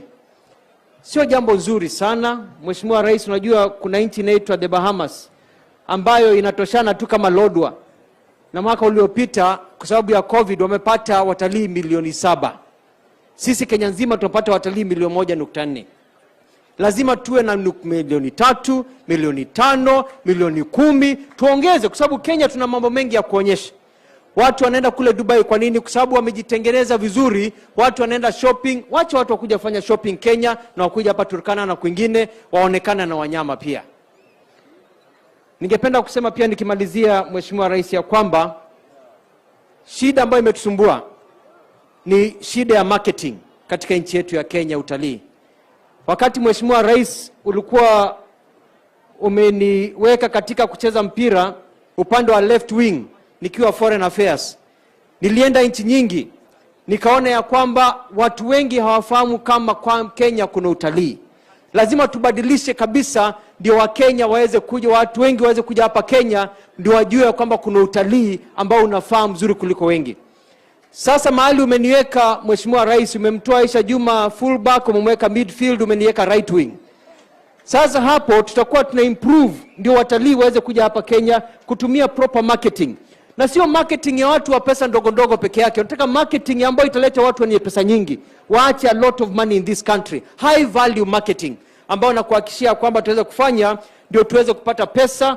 Utalii ukiendelea juu inamaanisha kwamba vijana wetu wanapata kazi, mahoteli yanafunguka, pesa inamwagika.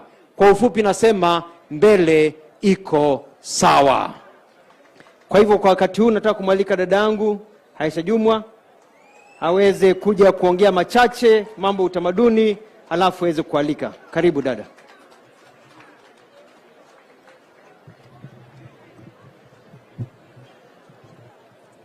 Mheshimiwa Rais wa Jamhuri yetu ya Kenya, uliye pia amiri jeshi mkuu wa jeshi letu la Kenya, mawaziri, magavana ambao wako mahali hapa, viongozi wote ambao wamefika, na wasalimu hamjambo. Turkana na mata. Asanteni sana. Your Excellency, in your delegation, we also have a host of principal secretaries, and with your permission, tafadhali wasimame ili pia waweze kuonekana. We have now Umi, Principal Secretary, Culture, Arts and Heritage. We also have John LODWAR, Principal Secretary, Tourism, and Geoffrey Kaituko, Principal Secretary, Maritime. Nisaidie Maritime. Asanteni sana, please tukae. Your Excellency, mimi nataka nichukue nafasi hii nikupongeze sana kwa sababu ya kuchukua nafasi yako kufika mahali hapa kwa ajili ya siku hii muhimu sana katika jamii ya Waturkana. Na pia vile vile nimshukuru gavana wa jimbo hili la Turkana kwa sababu ya matayarisho haya ambayo ametufanya sisi wote tumekuja pamoja kuzienzi mila, desturi na tamaduni zetu kama wa Kenya. Nataka niseme ya kwamba utamaduni umezaliwa na mila na desturi. Na utamaduni imekuwa kitega uchumi kikubwa sana katika jamii zetu. Na mimi nataka niseme ya kwamba Mheshimiwa Rais wa Jamhuri ya Kenya, yeye amepea kipaumbele masuala ambayo yanaweza kuinua mtu wa chini na katika hali zake za kiuchumi na katika hali zao za mila zao. Lakini nataka niwaambie jambo moja, ya kwamba Mheshimiwa Rais wa Jamhuri yetu ya Kenya anakubaliana kabisa na masuala ya utamaduni, mila na desturi. Na anaunga mkono yale yote ambayo yana faida katika maisha ya Mkenya kupitia mila, desturi na utamaduni wetu. Lakini nataka niwaambie katika karne ya 21, karne tulio hivi sasa, ni karne ambayo Mheshimiwa Rais amekataa kabisa kuona mila na desturi ambazo zinanyanyasa haki za kibinadamu. Na mimi nataka niwaambie yale maovu ambayo yanafanyika katika jamii ambayo rais amepiga marufuku na sisi tunamuunga mkono, na ningeomba jamii ya Waturkana pia, hasa sana wazee ambao hawa ndio wanaolinda lango la mila na desturi, tumsaidie Rais William Ruto ili asiweze kutumia pesa nyingi kuzitupa katika kupigana na mambo ambayo hayana faida na yanaumiza ama yanahujumu haki za binadamu. Jambo moja ambalo sisi tunalipiga vita sana na ni kauli mbiu ya Mheshimiwa Rais ni kwamba mila ambazo hazina faida kama za watoto kutoenda shule, wasichana kukeketwa na wasichana kuingizwa katika ndoa za mapema ni jambo ambalo serikali ya William Ruto haiwezi kukubali.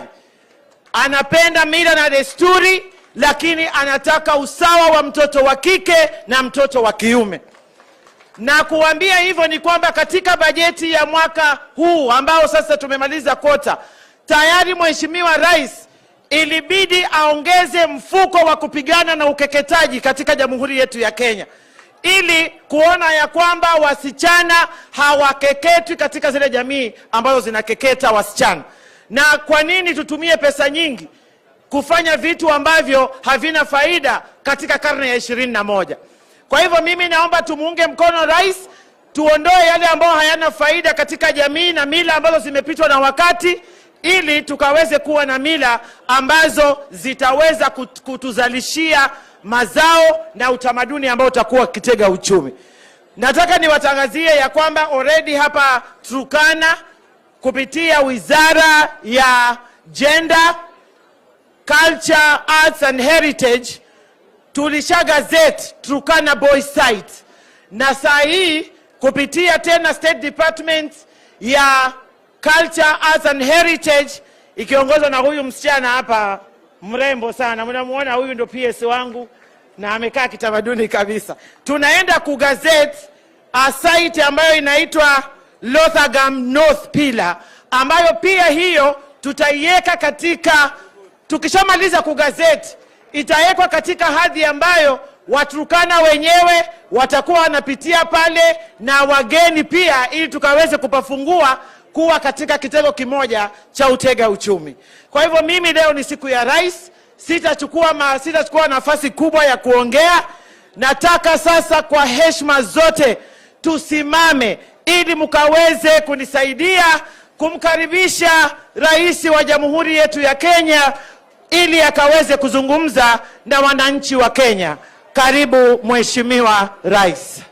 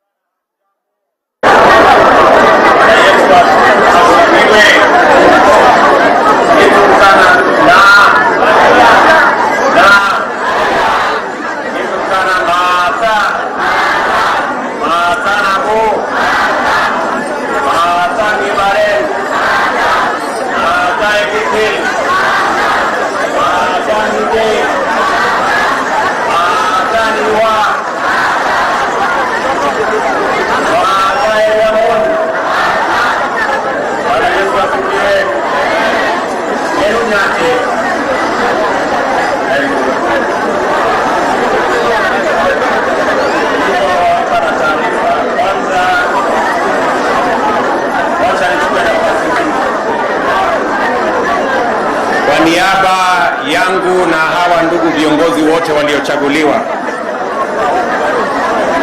ni washukuru wananchi wa Turkana County. Nilikuja hapa mara nyingi na tumekuwa na historia ndefu pamoja na nyinyi, na wakati nilikuja hapa kuwatembelea kwa shughuli nyingi, tulianza pamoja na nyinyi pale nyuma. Hii barabara ambayo tumetengeneza hapa tulianza kuitengeneza 2014, na nakumbuka vile huyu mtu wa kutoka China ameleta picha ambayo nilikuja kuanzisha hiyo barabara miaka iliyopita karibu 7. Hii barabara tumejenga sasa kutoka kule Kainuk mbele yake. Ile bridge ilikuja ikatusumbua, ikavunjika, nikarudi hapa tena, tukakuja tukaweka karibu bilioni 1.5 tukatengeneza bridge ya Kainuk. Ni kweli ama si kweli? Hii barabara tumetengeneza, mumesikia mbunge wa Daniel, huyu mbunge wetu Nanoku wa kule Lokichogio ama Turkana West, akisema imebakia tu kilomita 11 peke yake ndio tuweze kufikisha hii barabara Nadabal ama Nenakadok huko karibu mwisho. Na mbali na kujenga hii barabara, vile vile tumepeleka barabara nusu imeenda mpaka Amosing. Tunataka tuipeleke mpaka iungane vile mbunge wa East na South wamesema, mpaka tuiunganishe na Baringo. Hiyo barabara vile vile tumeweka fiber optic cable kutoka Eldoret kwa hiyo barabara mzima. In fact, hapa LODWAR ndio we have among the best fiber connections anywhere in Kenya, kwa sababu ya ujenzi wa hiyo barabara. Tulikuja hapa vile vile, hatukukuwa na vifaa katika hospitali yenu hapa LODWAR. tukaweka equipment ya karibu milioni 400 ndio tupate facilities ya kusaidia nyinyi kwa mambo ya magonjwa. Tukaweka vifaa ingine kule Lobiding, kule Lokichogio. Hapa LODWAR ama Turkana mulikuwa na stima watu 2,000 peke yake 2014. Leo mimi nafurahi watu 20,000 wako na stima hapa. Lakini kuna vile viongozi wameniuliza na nitawajibu. Ile mnataka mambo ya maendeleo kutoka mahali tumefikisha na vile mnataka tupeleke iende mbele. Kwa hivyo watu wa Turkana, mimi nasimama leo mbele yenu. Nilikuja nikaomba kura zenu mkanipatia. Mimi nasema jameni, watu wa LODWAR na watu wa Turkana, asante sana kwa kura zenu. Hizo kura zenu ndio imenipitisha nikawa rais wa Kenya. Asanteni sana. Najua saa zingine mnajiuliza maswali, hiyo kura ilikuwa chache, lakini huyu mtu alipita namna gani? Kura zenu ilikuwa chache, lakini maombi ilikuwa nyingi, ndio nikapita. Ndio? Si mnajua kuna Mungu pia anapanga maneno. So kwa zile kura mlinipatia, mimi nasema asante sana jameni. Na mimi nataka niwahakikishie watu wa Turkana ya kwamba mimi nitafanya kazi na viongozi wenu wale mumewachagua, kama ni MCAs, wabunge, gavana wenu, senator wenu. Mimi nitafanya kazi pamoja na wao kwa manufaa ya maendeleo ya watu wa Turkana County. Na vile hawa viongozi wenyewe wameamua kufanya kazi kwa pamoja, mimi nawapongeza viongozi wa Turkana kwa kushirikiana na kufanya kazi pamoja. Na mimi nataka niwahakikishie vile mumeungana, vile mumefema mtafanya kazi pamoja, na mimi nitafanya kazi pamoja na nyinyi tuinue Turkana na tupeleke Kenya mbele. Tunaelewana jameni, watu wa Turkana? Na ndio nimefika hapa katika sherehe hii ya muhimu, na nataka mniruhusu kidogo nisome taarifa, kwa sababu tuko na wageni ambao si wa taifa letu la Kenya. Tuko na wageni wengi. It is my pleasure to join you for this beautiful cultural celebration. I thank the county of Turkana County for organizing this magnificent and colorful festival, the Tobonglore, a celebration of community, identity, and humanity.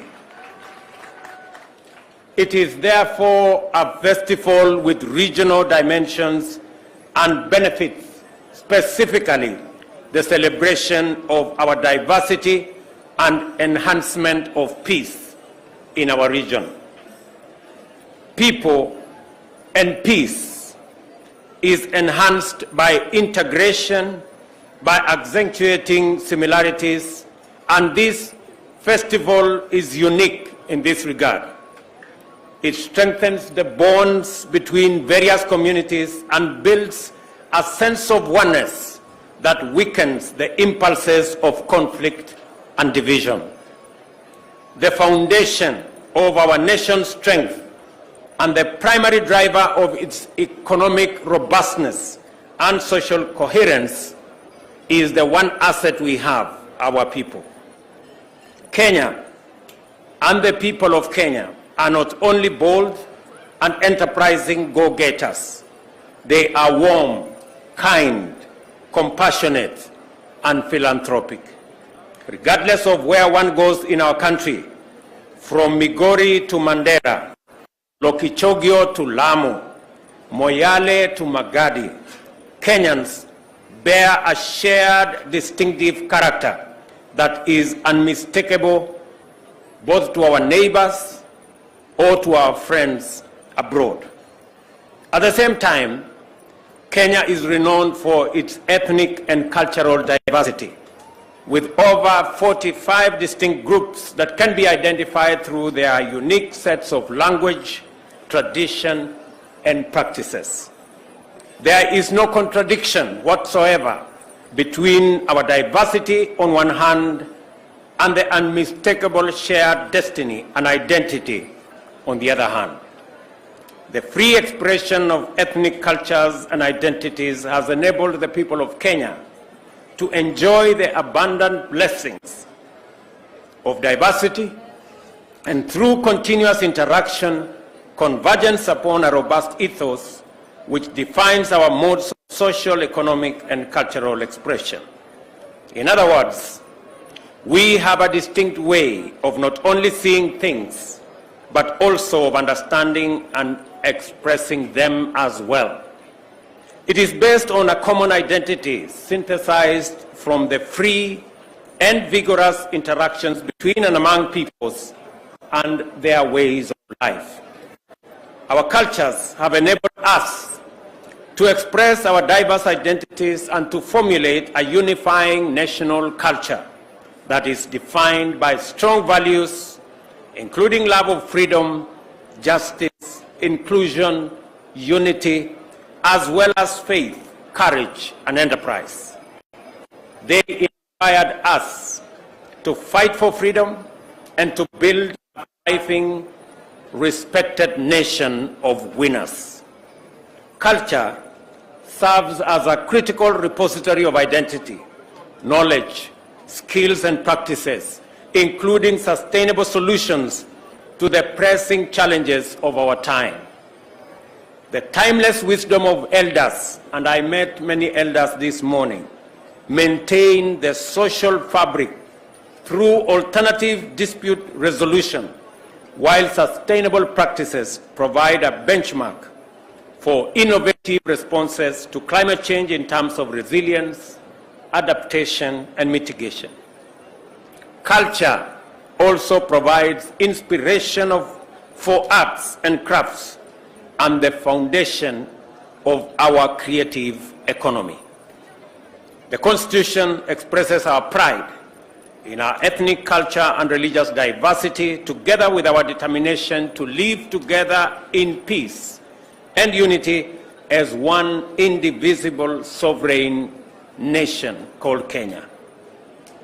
In Article 11, the Constitution recognizes culture as the foundation of our nation and the cumulative civilization of the Kenyan people and nation. Therefore, the state is mandated to promote all forms of national and cultural expressions in various forms, including traditional celebrations like this one. I therefore commend the county government of Turkana and my friend Jeremiah for providing this magnificent opportunity for the people of Turkana, together with their Ateker community, who include the Jie, the Karamoja, the Toposa, Ngamatom, Nyangatom, and the Teso. And of course, an opportunity for the people of Kenya, for our friends in the East African community at large, to take part in the Tobonglore Cultural Festival and to celebrate a wonderful and rich cultural tradition. Archaeologists have determined that the East African savanna was and is the location where the earliest human ancestors evolved. Kenya is recognized by experts of prehistory, including paleontologists, to be the cradle of humankind. Specifically, the Lake Turkana Basin is the site where the oldest remains of our ancestors have been discovered. Here, therefore, is humanity's original home. Tobonglore, welcome home, convenes people who share a common ancestry, customs, tradition, language, and other cultural features to celebrate the unity, vitality, and optimism of their community. It also speaks to the world in general in summoning every person on this planet to remember and honor the home of all human beings. And let me say this, it is the reason why the government of Kenya is exploring possibilities in the very near future, maybe within the next 1 year, of making it possible for citizens of the world from every part of the world to visit Kenya without the requirement of a visa, because it is not fair for anybody to be asked for a visa when they are coming home. This festival is therefore an important platform for the celebration of unity and diversity, promotion of peace and security, advancement of harmony and cohesion, and deepening of regional integration and cooperation through cultural expression. We recognize the contribution of this festival, together with other events and modalities of cultural expression, to our economy. The bottom-up economic transformation agenda identifies the creative economy as well as culture as heritage to be highly promising drivers of transformation and employment creation. And that is why the national government is going to partner with the county government of Turkana. The Ministry of Arts has already provided 25 million shillings to support this cultural facility and make it better for next year's celebration.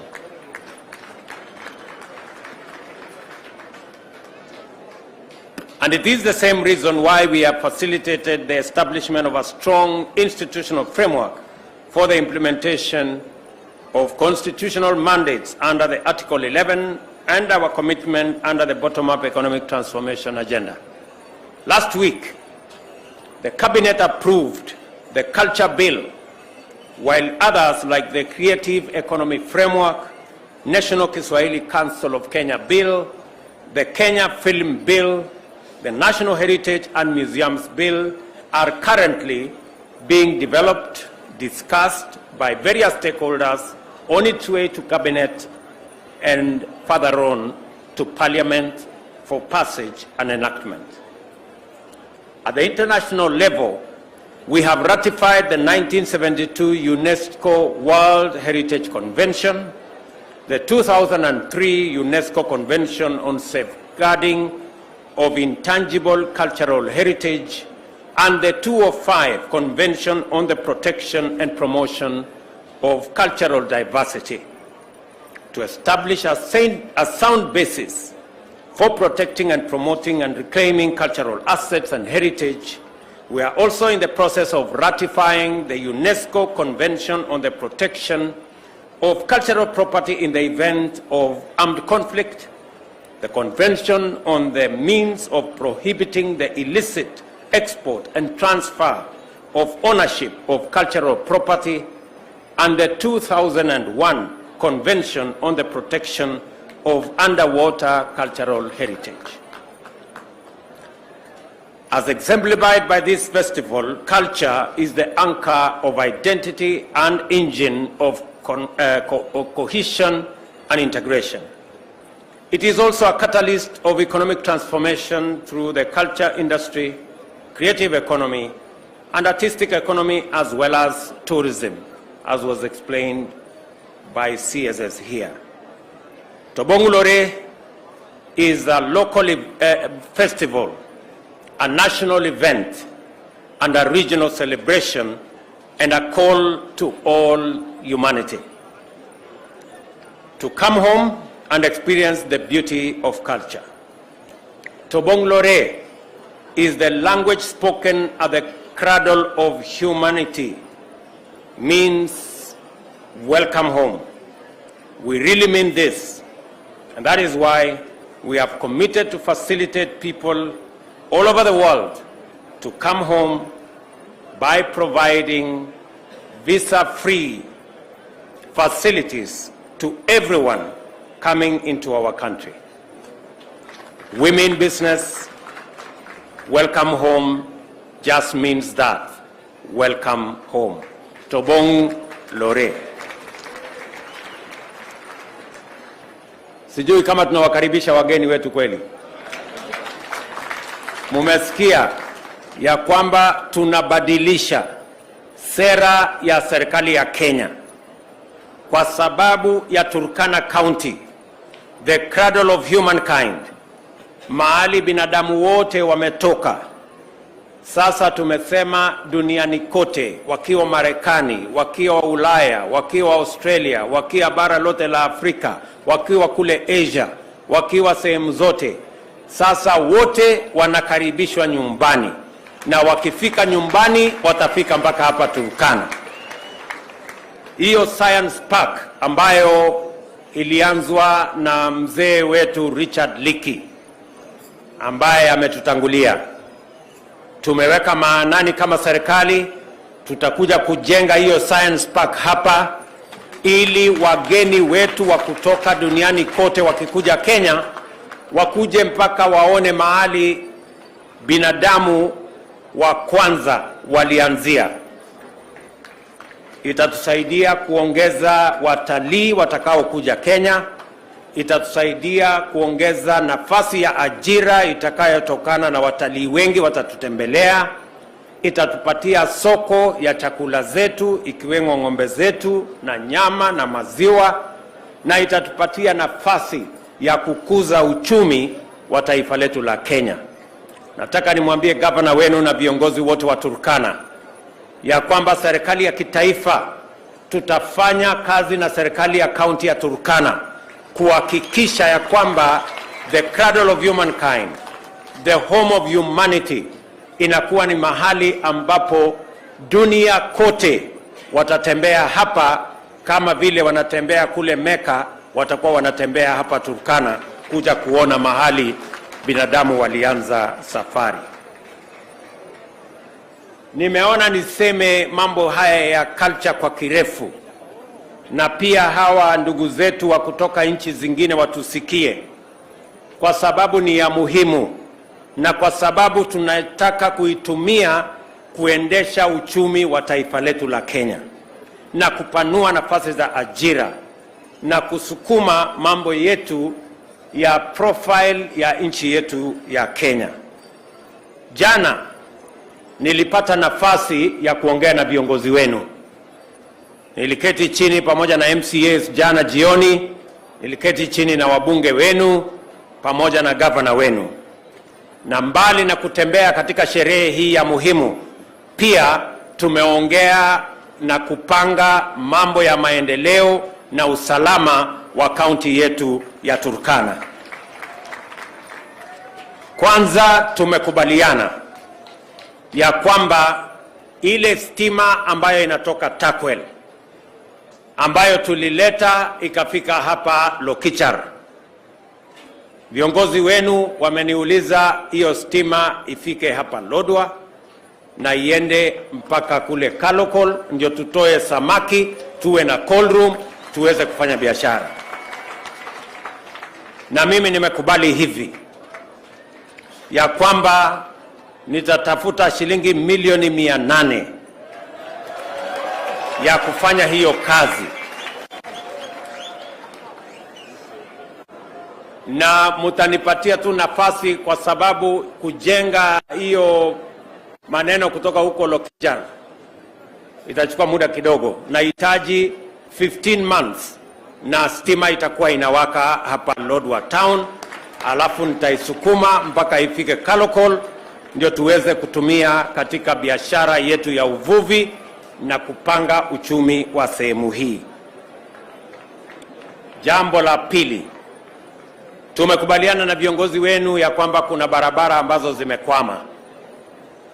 Hizo barabara mimi mwenyewe nilikuja nikaanzisha kutoka hapa LODWAR, ikaenda Lorenkibi, ikaenda Lorgum, inataka iende mpaka border yetu.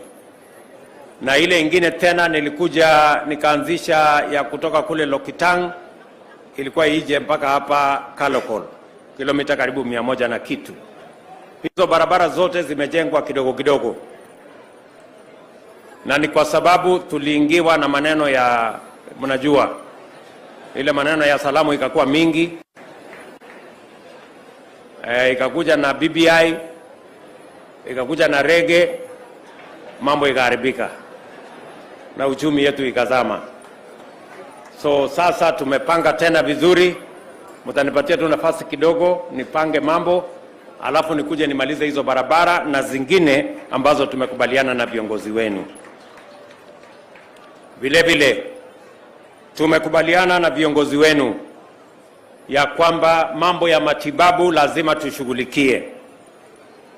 Tayari hapa kwenu Turkana tumekubaliana na county government ya kwamba tutakuwa na community health promoters. Mimi tayari nimeshatoa milioni 70 ya kununua vifaa ya all the community health promoters in Turkana County. 2,000 na ngapi? Community health promoters how much? Wote 2,300. Tutawapatia vifaa in the next 1 week. Tayari imeletwa, iko hapa LODWAR. Tutawapatia vifaa ya kupima pressure, ya kupima sukari, yale magonjwa madogo madogo, na watakupima ukiwa nyumbani hata kabla hujatoka huko kwenda hospitali. Kwa sababu tunataka mambo ya afya ishughulikiwe kule kijijini kabla wananchi hawajahangaika kwenda kutafuta madawa hospitali. Tuone kama tunaweza kutatua matatizo mengi katika kule mashinani, katika vijiji zetu, kwa sababu tunabadilisha mfumo wa afya Kenya. Badala ya kushughulika na kutibu, tunataka kwanza kufanya mpango wa kuzuia magonjwa kabla hayajakuwa ya matatizo kwa wananchi wetu. Kwa hivyo, na nimekubali vile vile kwamba hawa community health promoters mbeleni walikuwa wanaitwa volunteers, walikuwa wanafanya kazi bila ya marupurupu yoyote. Nimekubali ya kwamba nitatoa kila mwaka shilingi milioni 60 kwa Turkana County ya kulipa hawa community health promoters, na gavana wenu ataweka pia pesa za county karibu milioni 60 ya kulipa hawa community health promoters, ndio watusaidie kule vijijini kuzuia mambo ya magonjwa, ndio wananchi wengi wapate nafasi ya kupata matibabu mapema kabla hawajatumia pesa zao nyingi kwa mambo ya mahospitali. Vile vile tumekubaliana na viongozi wenu, wamenieleza mambo ya insecurity. Nyinyi mnajua nilisema hapa North Rift tumekuwa na changamoto kubwa ya wizi wa ng'ombe na matatizo ya kukosekana kwa usalama. Watoto wetu hawasomi, watu wanahangaika, watoto wanakuwa mayatima, kina mama wanakuwa wajane, na matatizo inakuwa mingi. Ni kweli ama si kweli? Na ndio sababu hiyo nimeongea na hawa viongozi. Tumekubaliana mambo matatu. Ya kwanza, tumekubaliana ya kwamba sub-county ya pale Suguta, sub-county ya Aro na sub-county ya Lokiriama, hizo sub-counties 3 wameniuliza wanataka zianzishwe, na tayari mimi nataka niwaambie watu wa hapa county ya Turkana ya kwamba ndani ya siku 90, 90 days, all those 3 sub-counties will be operational, ili kutusaidia kusahihisha mambo ya usalama. Waziri Kindiki atakuwa hapa next week kupanga hiyo maneno.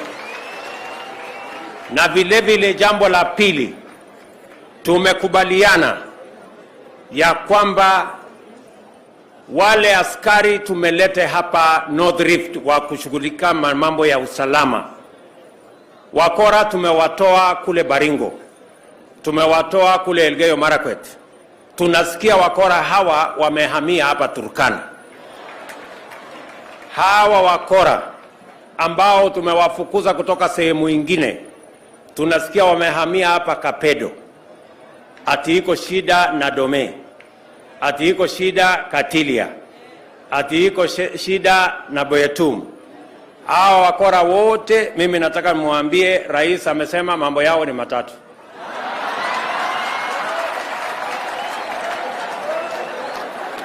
Aidha wahame Kenya, ama waende jela, ama wafanye nini? Basi nzuri, mnajua. Na waziri na sio maneno ya mchezo.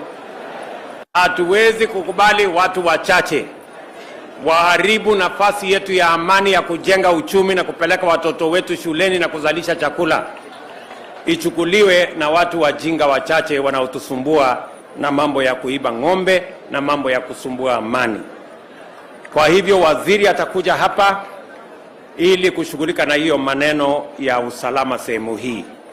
Na jambo la tatu, tumekubaliana na hawa viongozi wenu kwa mambo ya usalama ni kwamba tuko na mpango tayari. In the next 3 weeks tunakamilisha training ya National Police Reserve ambao watakuja kusaidiana na askari wetu kushughulikia hawa wakora, ili tuhakikisha kwamba kuna usalama katika sehemu hii, mifugo yenu iwe salama, watoto wenu wawe salama, tuweke usalama ndio tuzalishe uchumi wa Turkana na uchumi wa taifa letu la Kenya. Hawa viongozi wenu vile vile wamenieleza kuhusu ndugu zetu ambao wamefungwa jela kule Uganda. Vile mnajua, tayari nilisafiri na nikaongea na rais wa Uganda kwa sababu ya ujirani mwema ambao tuko nao, na rais wa Uganda amekubali tuketi chini tuzungumze ndio tuweze kuwarudisha hawa ndugu zetu nyumbani. Kuna mambo yanayoendelea saa hizi kati ya watu wetu wa usalama na watu wa Uganda wa usalama, ili tutafute namna hata kutumia desturi na mila yetu kuhakikisha kwamba tunaweka mambo ya msamaha, tunamalizana na hiyo maneno ili ndugu zetu warudi nyumbani, lakini vile vile tuhakikisha kwamba kuna usalama wa kutosha, ndio watu wetu wasio wanahama kwenda nchi zingine wanapata matatizo. Tumekubaliana pia na viongozi wenu ya kwamba mambo ya water pans na water dams hapa Kenya, tuhakikisha kwamba tutaweka walinda usalama wa kutosha pale mpakani, na vile vile tuwe na mabwawa ya maji ili wananchi wetu wasiwe wanahangaika kwenda kutafuta maji katika nchi zingine, tuwe na maji yetu ya hapa nyumbani. Tayari katika baraza letu la mawaziri Ijumaa kesho tunapitisha mambo ya social dams, ikiwemo dam ya LODWAR hapa chini na ikiwemo dams zingine 3 ambazo zitasaidia katika mpaka yetu na Uganda na mpaka yetu na watu wa South Sudan ambao ni marafiki zetu. Vile vile tumekubaliana ya kwamba mashule ambayo yamefungwa ama yameharibika, tutaweka pesa ya serikali kuzitengeneza na kuzianzisha rasmi. Mwaka huu peke yake tumeajiri walimu 820 hapa Turkana County, walimu wapya. Hawa walimu wapya, kama watoto hawako shuleni, itakuwa ni kazi bure tumefanya, si ni kweli? So tunataka tuhakikisha kwamba watoto wetu are in school so that the teachers can teach our children, because we do not want any child in Kenya to be left behind as we move forward with the education of the children of our nation. Vile vile tumekubaliana na viongozi wenu, vile mlisema kuna Lomidat, mambo ya KMC, nitatuma KMC pale mahali kuna kichinjio ama abattoir. I am going to instruct KMC to take it over and to operationalize. Ndio tuhakikisha kwamba sehemu hii na vile vile mahali pale ya Heights and Skin hapa LODWAR, hiyo vile vile nitaishughulikia. Tayari nitatuma waziri akuja hapo aangalie ndio ajue tutafanya nini, na tukishirikiana na serikali yenu ya county. Vile vile Lake Turkana ambaye ni ziwa kubwa sana yenye iko kwa desert. Waziri Mvurya na huyu Kaituko ambaye ni PS wetu nimempeleka kwa hiyo idara kwa sababu nataka ashughulike na hii Lake Turkana hapa. Hapa Lake Turkana iko na resources nyingi ya chakula. Iko na resource kubwa ya utalii na tunataka kuifungua rasmi. Waziri Mvurya atakuwa hapa in the next 10 days. Akuja ashughulike na county hii na viongozi wa hapa ndio tupange mpango wa Lake Turkana, tuhakikisha kwamba inashughulika na mambo ya maendeleo na kutega uchumi wa sehemu hii. Ndugu zangu watu wa Turkana, mimi nimefurahi sana kufika hapa leo katika sherehe hii ya mila, desturi na utamaduni, sio ya watu wa Turkana peke yao, kwa sababu hapa is the cradle of humankind. So this is not a Turkana celebration. This is not a national celebration.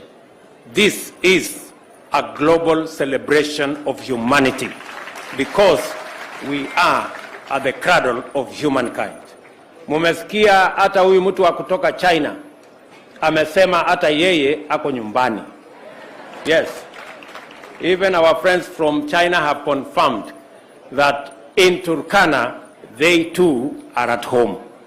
So we welcome all citizens of the globe to Turkana County, to the home of humankind, na tushirikiane na mambo yote ya maendeleo. Kwa mambo yenu ya elimu, vile mmesikia na Mwara kisema, hiyo shule yenu ya kufundisha walimu hapa Bishop Mahon hapo, nitawapatia milioni 20 ya kwanza, nione vile itafika. Mukitumia vizuri nitapanga tena, mukiharibu nitakuja na shoka nikate mtu. Kwani mnafikiri mnaweza kutumia pesa ya serikali vibaya alafu nikae tu hivi hivi? Nitakuja na nyundo kubwa sana. Na vile vile nimekubali ya kwamba tayari tuko na LODWAR University, Turkana University hapa. Si namna hiyo? Hiyo university haina charter. Mimi nikikuja hapa mwaka ujao kwa Tobonglore, mimi nitakuja na charter ya Takwel ama Turkana University. Ndio? Ili kuiweka katika foundation thabiti iweze kutusaidia katika masomo ya wananchi katika sehemu hii na wananchi kutoka sehemu zingine zote ama kote ya taifa letu la Kenya. So tutakuja hapa tufanye hivyo na tushirikiane tukienda mbele. Mimi sitaki kusema kuzidi hapo. Ndugu zangu watu wa LODWAR na watu wa Turkana, mimi nimefurahi sana kufika hapa. Majukumu yangu ni kuhakikisha ya kwamba tunawaunganisha Wakenya wote. Tulifanya siasa mwaka uliopita, tumemaliza, viongozi wamechaguliwa. Sasa ni majukumu yetu sio kupanga mambo ya viongozi tena, lakini kupanga sasa mambo ya wananchi. Vile vijana wetu watapata ajira. Vijana wa LODWAR mko? Vijana wa Turkana mko? Mbona sikii sauti ya vijana wa hapa? Mko mko area? Tumekubaliana na hao viongozi wenu ya kwamba ni jukumu letu collectively as leaders kupanga mambo ya ajira ya vijana wetu. Hapa LODWAR tunaanza affordable housing. Nyumba 1000 ya kwanza nitakuja kuanzisha hapa kabla ya Disemba. na mimi nahitaji vijana 1,500 watakaofanya kazi hiyo. Vijana wa LODWAR mko? Ama nyinyi ni wale wa kuchagua jembe? Mtafanya kazi ile iko hapo? Ya pili, tumekubaliana na hao wabunge, kila ward tutaweka ICT hub, mahali ambapo tutaleta computers na tutasaidia vijana training, na baadaye tuwapatie digital jobs. Mahali utaweza kufanya kazi kutoka LODWAR, unafanya kazi, kampuni iko Marekani, unalipwa na dola na wewe uko hapa nyumbani. Nyinyi mnanielewa? Na jambo la tatu, mimi nataka mjipange. Tuko na nafasi ya ajira na nchi zingine nyingi kwa sababu ya professionalism ya wafanyikazi wa Kenya. Kuna nchi nyingi wanasema wako na nafasi ya Wakenya kufanya kazi kule Marekani, kule Ujerumani, kule Canada na sehemu zingine, kule UAE, kule Saudi Arabia, na atupeleki tena ati wale watu wa kufanya kazi ya domestic. Sasa tunapeleka wananchi wako na skills, wako na profession, ndio tuweze kupata ajira ya vijana. Tuko na vijana wengi wamesoma, wako na diploma, wako na degree, wako na certificate. Ni jukumu letu kupanga mambo yao ya ajira. Vijana mnanisikia? So tutashirikiana na hawa viongozi wote, na mimi nimefurahi sana kufika hapa leo. Asanteni sana kwa kunikaribisha. Nimesikia vile viongozi wamesema tutaungana na tutaenda mbele pamoja. Si namna hiyo? Si ndio? Nyinyi mnajua ya kwamba kama mko na rafiki, mimi ndio rafiki yenu. Ama namna gani? Na sasa nyinyi mjipange. Si mnaona hata saa zingine mnakosa kunipigia kura, lakini mimi napita tu. Sasa mbona mnasumbuka kwa sasa mimi kura na napita? Si kwa sababu ya maombi? Mtaniombea? Mtaniongezea kura juu ya maombi ndio tupeleke Kenya mbele pamoja? Hebu nione kwa mikono wale wanasema ni kweli hivyo. Basi mimi nawapenda sana, nawatakia heri, nawatakia baraka ya Mungu. The 2023 Tobonglore Turkana Cultural and Tourism Festival is officially opened. Thank you very much and God bless you. Mbarikiwe sana. Basi tusimame sote, tusimame wananchi. Sasa tutapata wimbo wa taifa ili tuweze kuhitimisha shughuli hii. Border office ambaye mama huyu anaitwa Justa anafanya, alikuwa ameanzisha hiyo kazi lakini akasimamisha hapo katikati. Your Excellency, huyo mama akuja atuonyeshe border yetu iko wapi, ndio hizi choppers ambaye foreign choppers inaingia Kenya tujue siko Kenya ama iko kwingine. Your Excellency, ya mwisho mambo ya executive order from His Excellency the President of Uganda kuhusu mambo ya patrols wetu hapa Loima na Turkana West. Your Excellency, hiyo wewe umeongelelea, umesema unawasiliana na Museveni, na hiyo ni mzuri Your Excellency. Your Excellency, hiyo order ama hiyo executive order itaisha kama tutapata maji pale, maji ya mifugo. Tupate Kobebe uko Lokriama, tupate Kobebe uko Turkana West, na mifugo yetu haiwezi enda tena Uganda. Your Excellency, tukipata barabara tena ambayo inateremka kutoka Moroto mpaka hapa LODWAR, sisi tutafanya biashara na our neighbors. Your Excellency, Governor wa Eastern Kuturia ameongelea mambo ya biashara. Biashara mingi sisi tunapeleka, hata tunaweza peleka mifugo yetu Juba huko. Na tukipeleka hizo mfugo huko tutapata pesa na watu wa Turkana watakuwa watajiri. Thank you, Your Excellency.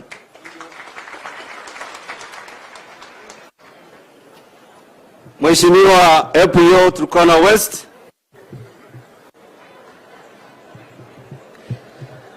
Mheshimiwa Rais pamoja na viongozi pale, maji ya mifugo, tupate Kobebe uko Lokriama, tupate Kobebe uko Turkana West, na mifugo yetu haiwezi enda tena Uganda.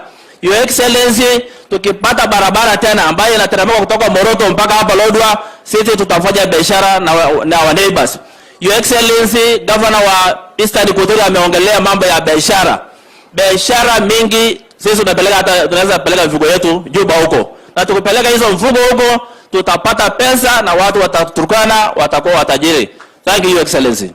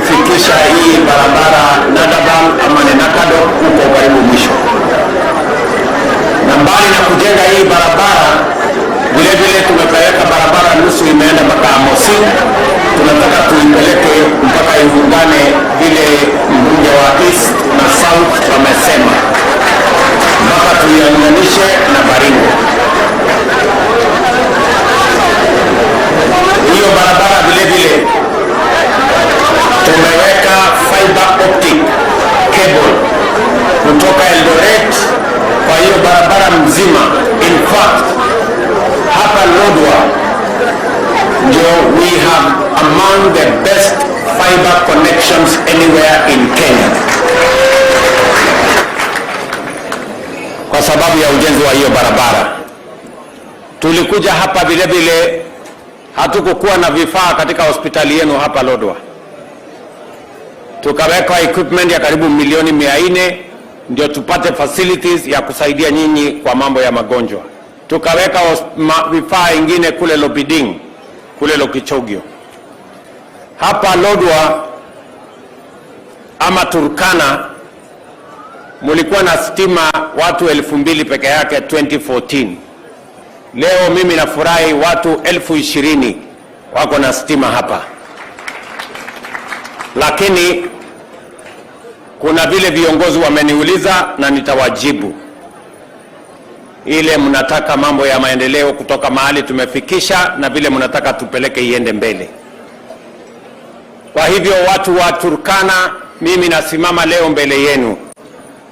Nilikuja nikaomba kura zenu mkanipatia.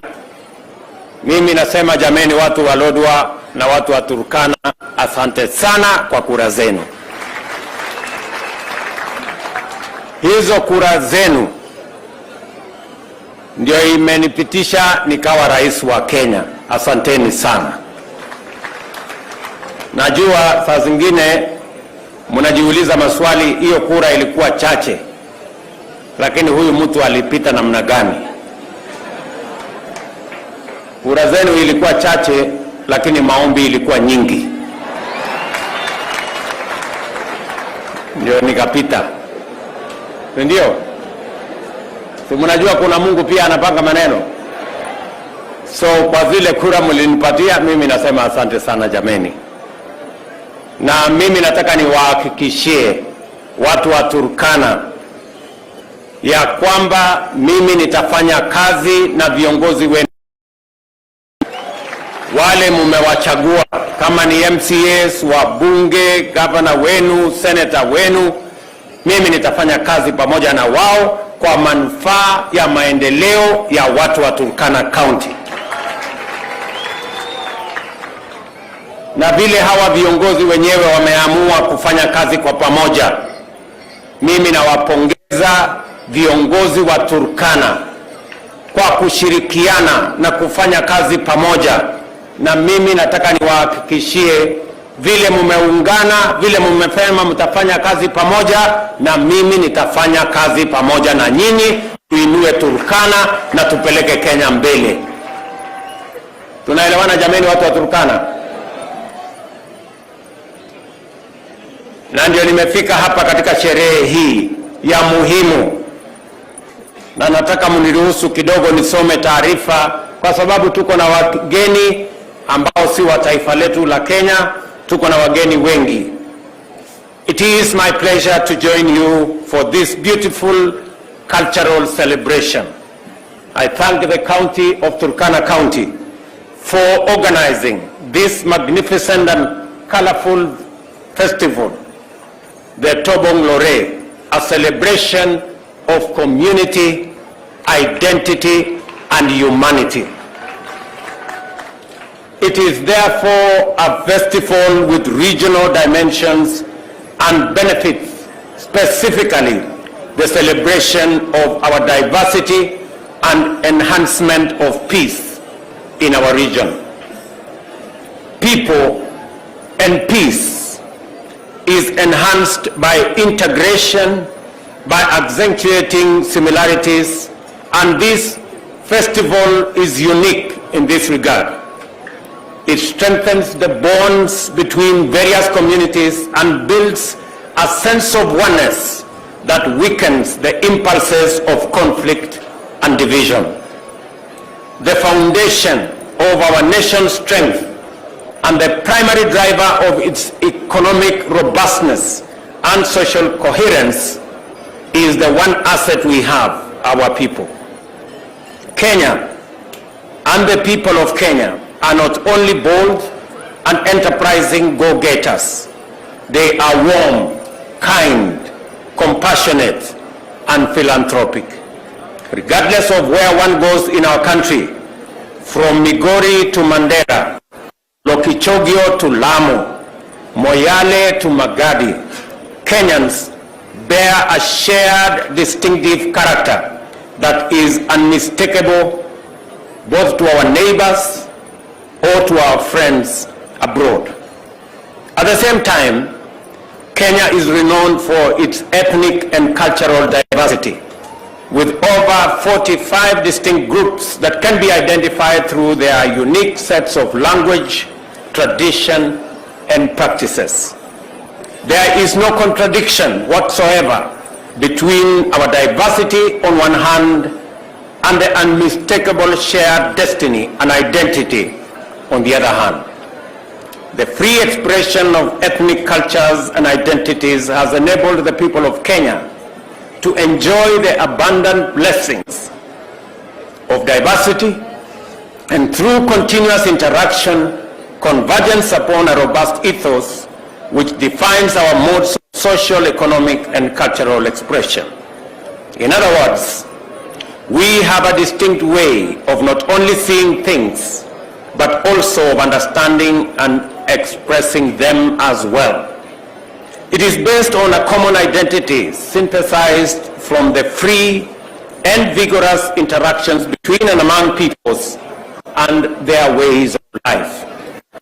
Our cultures have enabled us to express our diverse identities and to formulate a unifying national culture that is defined by strong values, including love of freedom, justice, inclusion, unity, as well as faith, courage, and enterprise.